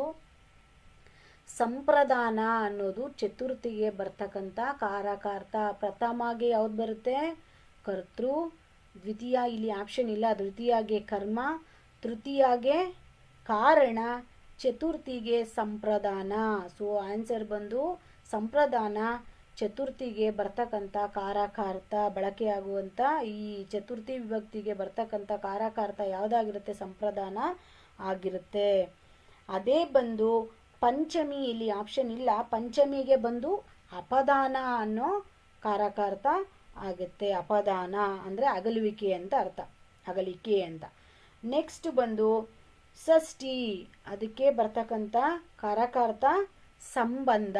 ಸಂಬಂಧ ಅನ್ನೋದು ಷಷ್ಠಿಗೆ ಬರ್ತಕ್ಕಂಥ ಕಾರಕಾರ್ಥ. ಸಪ್ತಮಿ ಇಲ್ಲಿ ಕೇಳಿದ್ದಾರೆ, ಸಪ್ತಮಿಗೆ ಬರ್ತಕ್ಕಂಥದ್ದು ಅಧಿಕರಣ. ಸಪ್ತಮಿಗೆ ಬರ್ತಕ್ಕಂಥದ್ದು ಯಾವುದು? ಅಧಿಕರಣ. ಅದೇ ಕೊನೆಯದೊಂದಿದೆ ಇಲ್ಲಿ ವಿಭಕ್ತಿ ಪ್ರತ್ಯಯಗಳಲ್ಲಿ 8ನೇದು ಸಂಬೋಧನ ಅಂತ, ಅದಕ್ಕೆ ಬರ್ತಕ್ಕಂಥ ಕಾರಕಾರ್ಥ ಅಭಿಮುಖೀಕರಣ ಅಂದರೆ ಕರೆಯುವಿಕೆ ಅಂತ, ಕರೆಯುವಿಕೆ. ಸೊ ಇದು ನಿಮಗೆ ನನ್ನ ಲಾಸ್ಟ್ ಒಂದು ಕ್ಲಾಸಲ್ಲಿ ಇದೆ, ವಿಭಕ್ತಿ ಪ್ರತ್ಯಯದ ಚಾರ್ಟ್ ಕೂಡ ಹಾಕಿದ್ದೀನಿ ಅಲ್ಲಿ, ಅದನ್ನು ನೋಡಿ ನೀವು ಈ ಕ್ವೆಶ್ಚನಿಗೆ ಮುಂಚೆ ಅದನ್ನು ನೋಡಿದ್ರೆ ನಿಮಗೆ ಕ್ಲಿಯರ್ ಆಗಿ ಒಂದು ಪಿಕ್ಚರ್ ನಿಮಗೆ ಬರುತ್ತೆ. ಸೊ ಇದು ಸುಮಾರು ಜನಕ್ಕೆ ಗೊತ್ತಿರೋರಿಗೆ ಅರ್ಥ ಆಗ್ತಿರುತ್ತೆ. ಸೊ ಅಂತ ಅಂದ್ಕೊಂಡು ಈಗ ಸಂಪ್ರದಾನ ಅನ್ನೋದು ಯಾವುದಕ್ಕೆ ಬರ್ತಕ್ಕಂಥ ಕಾರಕಾರ್ಥ? ಯಾವ ವಿಭಕ್ತಿ ಪ್ರತ್ಯಯಕ್ಕೆ? ಚತುರ್ಥಿ ವಿಭಕ್ತಿ ಪ್ರತ್ಯಯಕ್ಕೆ ಬರ್ತಕ್ಕಂಥ ಕಾರಕಾರ್ಥ ಸಂಪ್ರದಾನ ಕಾರಕಾರ್ಥ. ಅರ್ಥ ಆಗ್ತಿದೆಯಾ? ಸೊ ನೆಕ್ಸ್ಟ್ ಬಂದು ಅಕರ್ಮಕ ಧಾತುವಿಗೆ ಉದಾಹರಣೆ ಇದು ನೋಡಿ ಫ್ರೆಂಡ್ಸ್. ಇಲ್ಲಿ ಅಕರ್ಮಕ ಧಾತು, ಸಕರ್ಮಕ ಧಾತು, ಏನಿದು ಧಾತು ಅಂತ ಹೇಳಿದ್ರೆ, ಸೊ ಈಗ ಅಕರ್ಮಕ ಅಂದ್ರೇನು, ಸಕರ್ಮಕ ಅಂದ್ರೇನು ಅಂತ ನೀವು ಕೇಳ್ತಾ ಇರ್ಬೋದು. ಸೊ ಈಗ ಫಸ್ಟು ನಮಗೆ ಈ ಏನು ಈಗ ಕ್ರಿಯೆಯನ್ನು ಸೂಚಿಸುವ ಪದಗಳೇ ಈಗ ಇದಕ್ಕೂ ಮೊದಲು ಅಕರ್ಮಕ ಸಕರ್ಮಕ ಅನ್ನೋಕ್ಕೂ ಮೊದಲು ನಾವು ಈ ಕ್ರಿಯಾಪದ ಅಂದರೆ ಏನು ಅಂತ ಗೊತ್ತಿರಬೇಕು ನಮಗೆ. ಈ ಕ್ರಿಯಾಪದ ಅಂತಂದರೆ ಕ್ರಿಯೆಯನ್ನು ಸೂಚಿಸುವ ಪದಗಳನ್ನು ಕ್ರಿಯಾಪದ ಅಂತ ಕರಿತೀವಿ. ಅಂದರೆ ಯಾವುದಾದ್ರೂ ಒಂದು ಕ್ರಿಯೆಯನ್ನು ಮಾಡ್ತಕ್ಕಂಥ ಪದಗಳು ಅಥವಾ ನಡೆಸ್ತಕ್ಕಂಥ ಪದಗಳನ್ನು ಕ್ರಿಯಾಪದಗಳು ಅಂತ ಕರಿತೀವಿ. ಕ್ರಿಯಾಪದದ ಮೂಲ ರೂಪ ಏನಾಗಿರುತ್ತೆ? ಧಾತು ಅಂತ ಆಗಿರುತ್ತೆ. ನೋಡಿ ಇಲ್ಲಿ ಧಾತು, ಕ್ರಿಯಾಪದದ ಮೂಲ ರೂಪವೇ ಧಾತು. ಅರ್ಥ ಆಗ್ತಿದೆಯಾ? ಈಗ ಎಕ್ಸಾಂಪಲ್ ಹೇಳ್ತೀನಿ ನೋಡಿ. ಕ್ರಿಯಾಪದಕ್ಕೆ ಈಗ ತಿನ್ನುತ್ತಾನೆ ಅಂತ ಹೇಳ್ತೀವಿ, ಇದು ಒಂದು ಕ್ರಿಯೆ, ಅದು ಕ್ರಿಯಾಪದ. ಅರ್ಥ ಆಯ್ತಾ ಇದೆಯಾ? ಅದರಲ್ಲಿ ಬರ್ತಕ್ಕಂಥ ತಿನ್ನು ಅನ್ನೋದಿದೆಯಲ್ಲ, ಅದು ಧಾತು ಅಂತ. ತಿನ್ನು ಅನ್ನೋದು ಏನಾಗಿರುತ್ತೆ? ಧಾತು ಅಂತ ಆಗಿರುತ್ತೆ. ಅರ್ಥ ಆಗ್ತಿದೆಯಾ? ಈ ಸಕರ್ಮಕ ಅಕರ್ಮಕ ಅನ್ನೋ ಪದಗಳನ್ನು ತಿಳಿಯೋದಕ್ಕೆ ಮುಂಚೆ ನಾವು ಕ್ರಿಯಾಪದ ಅಂದ್ರೇನು, ಧಾತು ಅಂದ್ರೇನು ಅಂತ ಗೊತ್ತಿರಬೇಕು. ಸೊ ಕ್ರಿಯಾಪದ ಅಂದರೆ ಕ್ರಿಯೆಯನ್ನು ಸೂಚಿಸುವ ಪದಗಳನ್ನು ಕ್ರಿಯಾಪದಗಳು ಅಂತ ಕರಿತೀವಿ. ಸೊ ಈ ಕ್ರಿಯಾಪದದ ಮೂಲ ರೂಪ ಅಂತ ಏನಿರುತ್ತೆ ಅದನ್ನ ಧಾತು ಅಂತ ಕರಿತೀವಿ. ಅರ್ಥ ಆಗ್ತಿದೆಯಾ? ಕ್ರಿಯಾಪದದ ಮೂಲ ಪದ ಧಾತು ಆಗಿರುತ್ತೆ. ಕ್ರಿಯಾಪದಕ್ಕೆ ಉದಾಹರಣೆ ಯಾವುದು? ತಿನ್ನುತ್ತಾನೆ, ಓಡುತ್ತಾನೆ, ಮಲಗುತ್ತಾನೆ, ಬರೆಯುತ್ತಾನೆ, ಇದೆಲ್ಲವೂ ಕ್ರಿಯಾಪದಗಳು. ಅರ್ಥ ಆಗ್ತಿದೆಯಾ? ನೋಡಿ ಇಲ್ಲೇ ಇದೆ ನೋಡಿ, ಓಡುವುದು, ಓಡುತ್ತಾನೆ ಅಂದರೆ ಅದು ಓಡು ಅನ್ನೋದು ಧಾತು ಬರುತ್ತೆ ಅದಕ್ಕೆ. ಬರೆಯುತ್ತಾನೆ ಅಂದರೆ ಬರೆ ಅನ್ನೋದು ಧಾತು ಆಗುತ್ತೆ. ತಿನ್ನುತ್ತಾನೆ ಅಂದರೆ ತಿನ್ನು ಅನ್ನೋದು ಧಾತು ಆಗುತ್ತೆ. ಓದುತ್ತಾನೆ ಅಂದರೆ ಅದರ ಧಾತು ಬಂದು ಓದು ಅಂತ ಆಗುತ್ತೆ. ಅರ್ಥ ಆಗ್ತಿದೆಯಾ? ಎಷ್ಟರ ಮಟ್ಟಿಗೆ ಅರ್ಥ ಆಗ್ತಿದೆಯೋ ನನಗೆ ಗೊತ್ತಿಲ್ಲ, ಬಟ್ ನಾನು ಏನು ಹೇಳ್ತಾ ಇದ್ದೀನಿ ಅದು ಅಲ್ಪ ಸ್ವಲ್ಪ ಇದರ ಬಗ್ಗೆ ನಾಲೆಡ್ಜ್ ಇರೋರಿಗಂತೂ ಎಕ್ಸಾಕ್ಟಾಗಿ ಅರ್ಥ ಆಗುತ್ತೆ ಅಂತ ಹೇಳ್ತಾ, ಫ್ರೆಂಡ್ಸ್ ನಿಮಗೆ ಏನೇ ಟಾಪಿಕ್ ಗೊತ್ತಿಲ್ಲ ಅಂದರೂ ನೋ ಪ್ರಾಬ್ಲಮ್, ಕೇಳಿ, ಅದರ ಇನ್ ಡೀಟೇಲ್ಡ್ ಕ್ಲಾಸ್ನ ಮಾಡೋಣ. ಸೊ ಕ್ವೆಶನ್ ಪೇಪರಿಂದ ಎಲ್ಲವನ್ನು ಇನ್ ಡೀಟೇಲ್ ಆಗಿ ಹೇಳಕ್ಕೆ ಬರೋದಿಲ್ಲ. ಸೊ ಕ್ರಿಯಾಪದಗಳ ಬಗ್ಗೆನೂ ಕೂಡ ಒಂದು ಕ್ಲಾಸ್ನ ಮಾಡೋಣ. ಸೊ ಕ್ರಿಯಾಪದ ಅಂತ ಹೇಳಿದ್ರೆ ಏನು? ಕ್ರಿಯೆಯನ್ನು ಸೂಚಿಸುವ ಪದಗಳನ್ನು ಕ್ರಿಯಾಪದಗಳು. ಸೊ ಕ್ರಿಯಾಪದದ ಮೂಲ ಪದ ಏನಂತೀವಿ ನಾವು? ಮೂಲ ರೂಪವನ್ನು ಧಾತು ಅಂತ ಕರಿತೀವಿ. ಸೊ ಎಕ್ಸಾಂಪಲ್ ಬಂದು ಇಲ್ಲಿ ಏನಂತ ಕರಿತೀವಿ? ಕ್ರಿಯಾಪದದ ಮೂಲ ರೂಪವನ್ನು ಧಾತು ಅಂತ ಕರಿತೀವಿ. ಸೊ ಅದು ಆಯಿತು, ಓಕೆ. ಈಗ ಅಕರ್ಮಕ ಅಂತ ಹೇಳಿದ್ರೆ ಏನು? ಅಕರ್ಮಕ ಧಾತುವಿಗೆ ಉದಾಹರಣೆ. ಅದಕ್ಕೂ ಮುಂಚೆ ನಿಮಗೆ ಅಕರ್ಮಕ ಅಂದರೆ ಏನು, ಸಕರ್ಮಕ ಅಂದರೆ ಏನು ಅಂತ ಗೊತ್ತಿರಬೇಕು. ಸೊ ಈ ಅಕರ್ಮಕ ಧಾತು ಅಂತ ಅಂದರೆ ಏನು ಅಂದರೆ, ಕರ್ಮಪದವನ್ನು ಬಯಸದೇ ಇರುವ, ಅಂದರೆ ಕರ್ಮಪದ ಅನ್ನು ಬಯಸದೇ ಇರ್ತಕ್ಕಂಥ ಪದವನ್ನು ಇದು ಅಂದರೆ ಅದನ್ನು ಅಕರ್ಮಕ ಧಾತು ಅಂತ ಕರಿತೀವಿ. ಈ ಕರ್ಮಪದವನ್ನು ಬಯಸದೇ ಇರುವ ಅದು ಧಾತುವನ್ನು ಏನಂತ ಕರಿತೀವಿ? ಅಕರ್ಮಕ ಧಾತು ಅಂತ ಕರಿತೀವಿ. ಅಂದರೆ ಈಗ ನೋಡಿ ಇಲ್ಲಿ, ಏನನ್ನು ಎಂಬ ಪ್ರಶ್ನೆ ಹಾಕಲು ಸಾಧ್ಯವಿಲ್ಲದ ಪದ ಅಕರ್ಮಕ ಧಾತು. ಅರ್ಥ ಆಗ್ತಿದೆಯಾ? ಏನನ್ನು. ಈಗ ನಾವೇನೋ ಒಂದು ಎಕ್ಸಾಂಪಲ್ ಹೇಳ್ತೀವಿ, ಮಲಗು ಅಂತ ಹೇಳ್ತೀವಿ ಅಂದ್ಕೊಳ್ಳಿ. ಆಗ ಏನನ್ನು ಮಲಗು ಅಂತ ಪ್ರಶ್ನೆ ಹಾಕ್ಲಿಕ್ಕಾಗುತ್ತಾ ಅದಕ್ಕೆ? ಸೊ ಆ ಥರ ಪದಗಳನ್ನು, ಆ ಥರ ಧಾತುಗಳನ್ನು ನಾವು ಅಕರ್ಮಕ ಧಾತು ಅಂತ ಹೇಳ್ತೀವಿ. ಅರ್ಥ ಆಗ್ತಿದೆಯಾ? ಅರ್ಥ ಆಗ್ತಿದೆಯಾ? ಅರ್ಥ ಆಗ್ತಿದೆಯಾ ಅಂತ ಅಂದ್ಕೊಂಡಿದ್ದೀನಿ. ಸೊ ಈಗ ಎಕ್ಸಾಂಪಲ್ ನೋಡಿ, ಇಲ್ಲಿ ಅಕರ್ಮಕ ಧಾತುವಿಗೆ ಒಂದು ಉದಾಹರಣೆ ಅಂತ ಕೇಳಿದ್ದಾರೆ ಇಲ್ಲಿ. ಈಗ ಎಕ್ಸಾಂಪಲ್ ಬಂದು ನೋಡಿ, ಓಡು ಅಂತ ಹೇಳ್ತೀವಿ. ಏನನ್ನು ಓಡು ಅಂತ ಕೇಳ್ತೀವ ನಾವು? ನೋ, ಓಡು ಅಂದ ತಕ್ಷಣ ಓಡ್ತೀವಷ್ಟೇ. ಸೊ ಅಲ್ಲಿ ಏನನ್ನು ಅಪೇಕ್ಷೆ ಮಾಡ್ತಾ ಇಲ್ಲ, ಅದು ಏನನ್ನು ಎಂಬ ಪ್ರಶ್ನೆ ಹಾಕಲು ಸಾಧ್ಯವಾಗದೇ ಇರತಕ್ಕಂಥ ಧಾತುವಿಗೆ ನಾವು ಏನಂತ ಕರಿತೀವಿ? ಅಕರ್ಮಕ ಧಾತು. ಇದನ್ನ ಅರ್ಥ ಮಾಡ್ಕೊಳ್ಳಿ. ಅಕರ್ಮಕ ಅಂದರೆ ಏನು? ಕರ್ಮಪದವನ್ನು ಬಯಸದೆ. ಈಗ ಕರ್ಮಪದ ಅಂದರೆ ಏನದು? ಏನನ್ನು ಅನ್ನೋದು ಕರ್ಮಪದ. ಅಂದರೆ ಏನನ್ನು ಅನ್ನೋ ಪ್ರಶ್ನೆ ಹಾಕ್ಲಿಕ್ಕೆ ಬರಲೇಬಾರ್ದು ಅಂತಹಗಳನ್ನು ಏನಂತ ಕರಿತೀವಿ ನಾವು? ಅಕರ್ಮಕ ಧಾತುಗಳು ಅಂತ ಕರಿತೀವಿ. ಅರ್ಥ ಆಗ್ತಿದೆಯಾ? ಈಗ ನೋಡಿ, ಓಡು ಅಂದರೆ ಏನನ್ನು ಓಡು ಅಂತ ಕೇಳಲಿಕ್ಕೆ ಬರಲ್ಲ, ಅದು ಅಕರ್ಮಕ ಧಾತುವಿಗೆ ಉದಾಹರಣೆ ಆಗಿದೆ. ಅರ್ಥ ಆಗ್ತಿದೆಯಾ? ಈಗ ತಿನ್ನು ಅಂದ ತಕ್ಷಣ ಏನನ್ನು ತಿನ್ನಲಿ, ಏನು ತಿನ್ನಲಿ ಅಂತ ಕೇಳಲ್ವ ನೀವು? ಸುಮ್ಮನೆ ತಿನ್ಬಿಡ್ತೀರಾ? ನೋ. ಐಸ್ ಕ್ರೀಮ್ ತಿನ್ನಲಾ, ಊಟ ತಿನ್ನಲಾ ಅಂತ ಕೇಳ್ತೀರಲ್ವಾ? ಸೊ ಏನನ್ನು ಅಂದರೆ ಇದು ಸಕರ್ಮಕ ಧಾತು. ಅಂದರೆ ಕರ್ಮಪದವನ್ನು ಅಪೇಕ್ಷೆ ಮಾಡ್ತಾ ಇದೆ ಇದು. ಇಲ್ಲಿ ಕರ್ಮಪದವನ್ನು ಅಪೇಕ್ಷೆ ಮಾಡದೇ ಇರತಕ್ಕಂಥದ್ದನ್ನು ಅಕರ್ಮಕ ಧಾತು. ಕರ್ಮಪದವನ್ನು ಅಪೇಕ್ಷೆ ಮಾಡಿದ್ರೆ ಅದು ಸಕರ್ಮಕ ಧಾತು ಅಂತ ಹೇಳ್ತೀವಿ. ಅರ್ಥ ಆಗ್ತಿದೆಯಾ? ಅರ್ಥ ಆಗ್ತಿದೆ ಅಂದ್ಕೊಂಡಿದ್ದೀನಿ. ನೆಕ್ಸ್ಟ್ ಬರೆ. ಅಂದರೆ ಬರೆ ಅಂದ ತಕ್ಷಣ ಬರೆದು ಬಿಡ್ತೀರಾ? ಏನು ಬರಿಬೇಕು? ಲೆಟರ್ಸ್ ಬರಿಬೇಕಾ, ನಂಬರ್ಸ್ ಬರಿಬೇಕಾ ಅಂತ ಕ್ವಶನ್ ಹಾಕಲ್ವ ನೀವು? ಏನನ್ನು ಬರೀಲಿ, ಏನು ಬರೀಲಿ ಅಂತ ಕ್ವಶನ್ ಹಾಕಲ್ವ ನೀವು? ಸೊ ಅದು ಕರ್ಮಪದವನ್ನು ಅಪೇಕ್ಷೆ ಮಾಡ್ತಕ್ಕಂಥದ್ದು ಸಕರ್ಮಕ ಧಾತು. ಓದು ಅಂದ ತಕ್ಷಣ ಓದ್ಬಿಡ್ತೀರಾ? ಹಿಂದಿ ಓದ್ಲಾ, ಇಂಗ್ಲೀಷ್ ಓದ್ಲಾ ಅಂತ ಕೇಳಲ್ವ? ಹಾಗೆ. ಸೊ ಏನನ್ನೂ ಅಂತ ಅಪೇಕ್ಷೆ ಮಾಡೋ ಅಂಥ ಪದಗಳನ್ನು ನಾವೇನಂತ ಕರಿತೀವಿ? ಅಕರ್ಮಕ ಧಾತುಗಳು ಅಂತ ಕರಿತೀವಿ. ಅಪೇಕ್ಷೆ ಮಾಡದೆ ಏನನ್ನೂ ಎಂಬ ಪ್ರಶ್ನೆ ಹಾಕಲು ಸಾಧ್ಯವಿಲ್ಲದ ಪದಗಳನ್ನು ಸಕರ್ಮಕ ಧಾತುಗಳು ಅಂತ ಕರಿತೀವಿ. ಇಲ್ಲಿ ಎಕ್ಸಾಂಪಲ್ ಓಡು ಅಂತ, ಏನನ್ನು ಓಡು ಅಂತ ಕೇಳಲ್ಲ, ಓಡ್ತೀವಷ್ಟೇ. ಇನ್ನೂ ಒಂದು ಎಕ್ಸಾಂಪಲ್, ಮಗು ಮಲಗಿತು ಅಂತ ಹೇಳ್ತೀವಿ. ಏನನ್ನು ಮಲಗಿತು ಅಂತ ಕೇಳ್ತೀವ? ಮಲಗು ಅಂದರೆ ಏನನ್ನು ಮಲಗು ಅಂತ ಕೇಳ್ತೀವ? ನೋ. ಈಗ ಇನ್ನೂ ಒಂದು ಎಕ್ಸಾಂಪಲ್, ನಕ್ಷತ್ರ ಮಿನುಗುತ್ತಿದೆ. ನಕ್ಷತ್ರ ಮಿನುಗೋದೆ ನಕ್ಷತ್ರ ಅಂತ ಗೊತ್ತಿದೆ. ಸೊ ಏನನ್ನು ಮಿನುಗುತ್ತಿದೆ ಅಂತ ಕೇಳ್ತೀವ? ಅದಕ್ಕೆ ನೋ, ಇಲ್ಲ. ಸೊ ಆ ಥರ ಎಕ್ಸಾಂಪಲ್ಸ್ ಏನಾಗಿರುತ್ತೆ? ಅಕರ್ಮಕ ಧಾತುಗಳಿಗೆ ಉದಾಹರಣೆ ಆಗಿರುತ್ತೆ. ಅದೇ ಸಕರ್ಮಕ ಅಂತ ಅಂದ್ರೆ ಏನು? ಕರ್ಮಪದವನ್ನು ಬಯಸುವ ಧಾತು ಆಗಿರುತ್ತೆ. ಅದು ಕರ್ಮಪದವನ್ನು ಬಯಸುವಂಥ ಧಾತು ಆಗಿರುತ್ತೆ. ಸೊ ಏನನ್ನು ಎಂಬ ಪ್ರಶ್ನೆ ಹಾಕಬಹುದಾದ ಪದ ಸಕರ್ಮಕ ಪದ, ಅದು ಸಕರ್ಮಕ ಧಾತು. ಈಗ ಉದಾಹರಣೆ ಒಂದು ಹೇಳ್ತೀನಿ ನೋಡಿ. ಈಗ ರಾಮನು ಗಿಡವನ್ನು ನೆಟ್ಟನು ಅಂತ ಹೇಳಿದ್ರೆ ಎಕ್ಸಾಂಪಲ್ಲು, ರಾಮನು ಏನನ್ನು ನೆಟ್ಟನು ಅಂತ ಕೇಳ್ಬೋದು ಪ್ರಶ್ನೆನ. ಅರ್ಥ ಆಗ್ತಿದ್ಯಾ? ಅಂದರೆ ಆ ಪದ ಏನಿದೆ ಅದು ಕರ್ಮಪದವನ್ನು ಬಯಸುವ ಧಾತು ಆಗಿದೆ. ಅರ್ಥ ಆಗ್ತಿದೆಯಾ? ಏನನ್ನು ಎಂಬ ಪ್ರಶ್ನೆ ಹಾಕಬಹುದಾದಂಥ ಪದ ಇದಾಗಿದೆ. ಅರ್ಥ ಆಗ್ತಿದ್ಯಾ? ರಾಮನು ಗಿಡವನ್ನು ನೆಟ್ಟನು, ರಾಮನು ಏನನ್ನು ನೆಟ್ಟನು, ಅಲ್ಲಿಗೆ ಅದು ಸಕರ್ಮಕ. ಏನನ್ನು ಎಂಬ ಪ್ರಶ್ನೆ ಹಾಕಬಹುದಾದಂಥ ಪದ ಅಲ್ಲಿ ಬಂದಿದೆ. ಅರ್ಥ ಆಗ್ತಿದ್ಯಾ? ವಿದ್ಯಾರ್ಥಿಗಳು ಪಾಠವನ್ನು ಓದಿದರು, ವಿದ್ಯಾರ್ಥಿಗಳು ಏನನ್ನು ಓದಿದರು ಅಂತ ಪ್ರಶ್ನೆ ಹಾಕ್ಬಹುದು ನಾವು. ಅರ್ಥ ಆಗ್ತಿದೆ ಅಲ್ವಾ? ಸೊ ಇದು ಪ್ರಶ್ನೆ ಏನನ್ನು ಎಂಬ ಪ್ರಶ್ನೆ ಹಾಕಬಹುದಾದ ಪದವನ್ನು ಸಕರ್ಮಕ ಧಾತು, ಈ ಆ ಕರ್ಮ ಪದವನ್ನು ಬಯಸುವಂಥ ಧಾತುವನ್ನು ಸಕರ್ಮಕ ಧಾತು ಅಂತ ಕರಿತೀವಿ. ಅರ್ಥ ಆಗ್ತಿದೆಯಾ? ಸೊ 29ನೇ ಪ್ರಶ್ನೆಗೆ ಆನ್ಸರ್ ಯಾವುದಾಗಿದೆ? ಓಡು ಅಂತ ಆಗಿದೆ. ನೆಕ್ಸ್ಟ್ ಬಂದು ಚೆನ್ನಾಗಿ ಎಂಬ ಪದವು ಅವ್ಯಯದ ಈ ವಿಧ ಅಂತ ಇದೆ. ಏನಂತ ಇದೆ ಅದು? ಈ ಚೆನ್ನಾಗಿ ಎಂಬ ಪದವು ಅವ್ಯಯದ ಈ ವಿಧ. ಈಗ ಅವ್ಯಯ ಅಂದರೆ ಏನು ಅಂತ ಗೊತ್ತಿರಬೇಕು ಫ್ರೆಂಡ್ಸ್ ನಿಮಗೆ. ಅವ್ಯಯ ಅಂತ ಅಂದರೆ ಏನು ಅಂತ ನಿಮಗೆ ಗೊತ್ತಿದ್ರೆ ಇಲ್ಲಿ ಏನಿದೆ ಅಂತ ಅನ್ನೋದನ್ನು ನೀವು ಕ್ಲಿಯರ್ ಆಗಿ ಅರ್ಥ ಮಾಡ್ಕೊಳ್ಬೋದು. ಅರ್ಥ ಆಗ್ತಿದ್ಯಾ?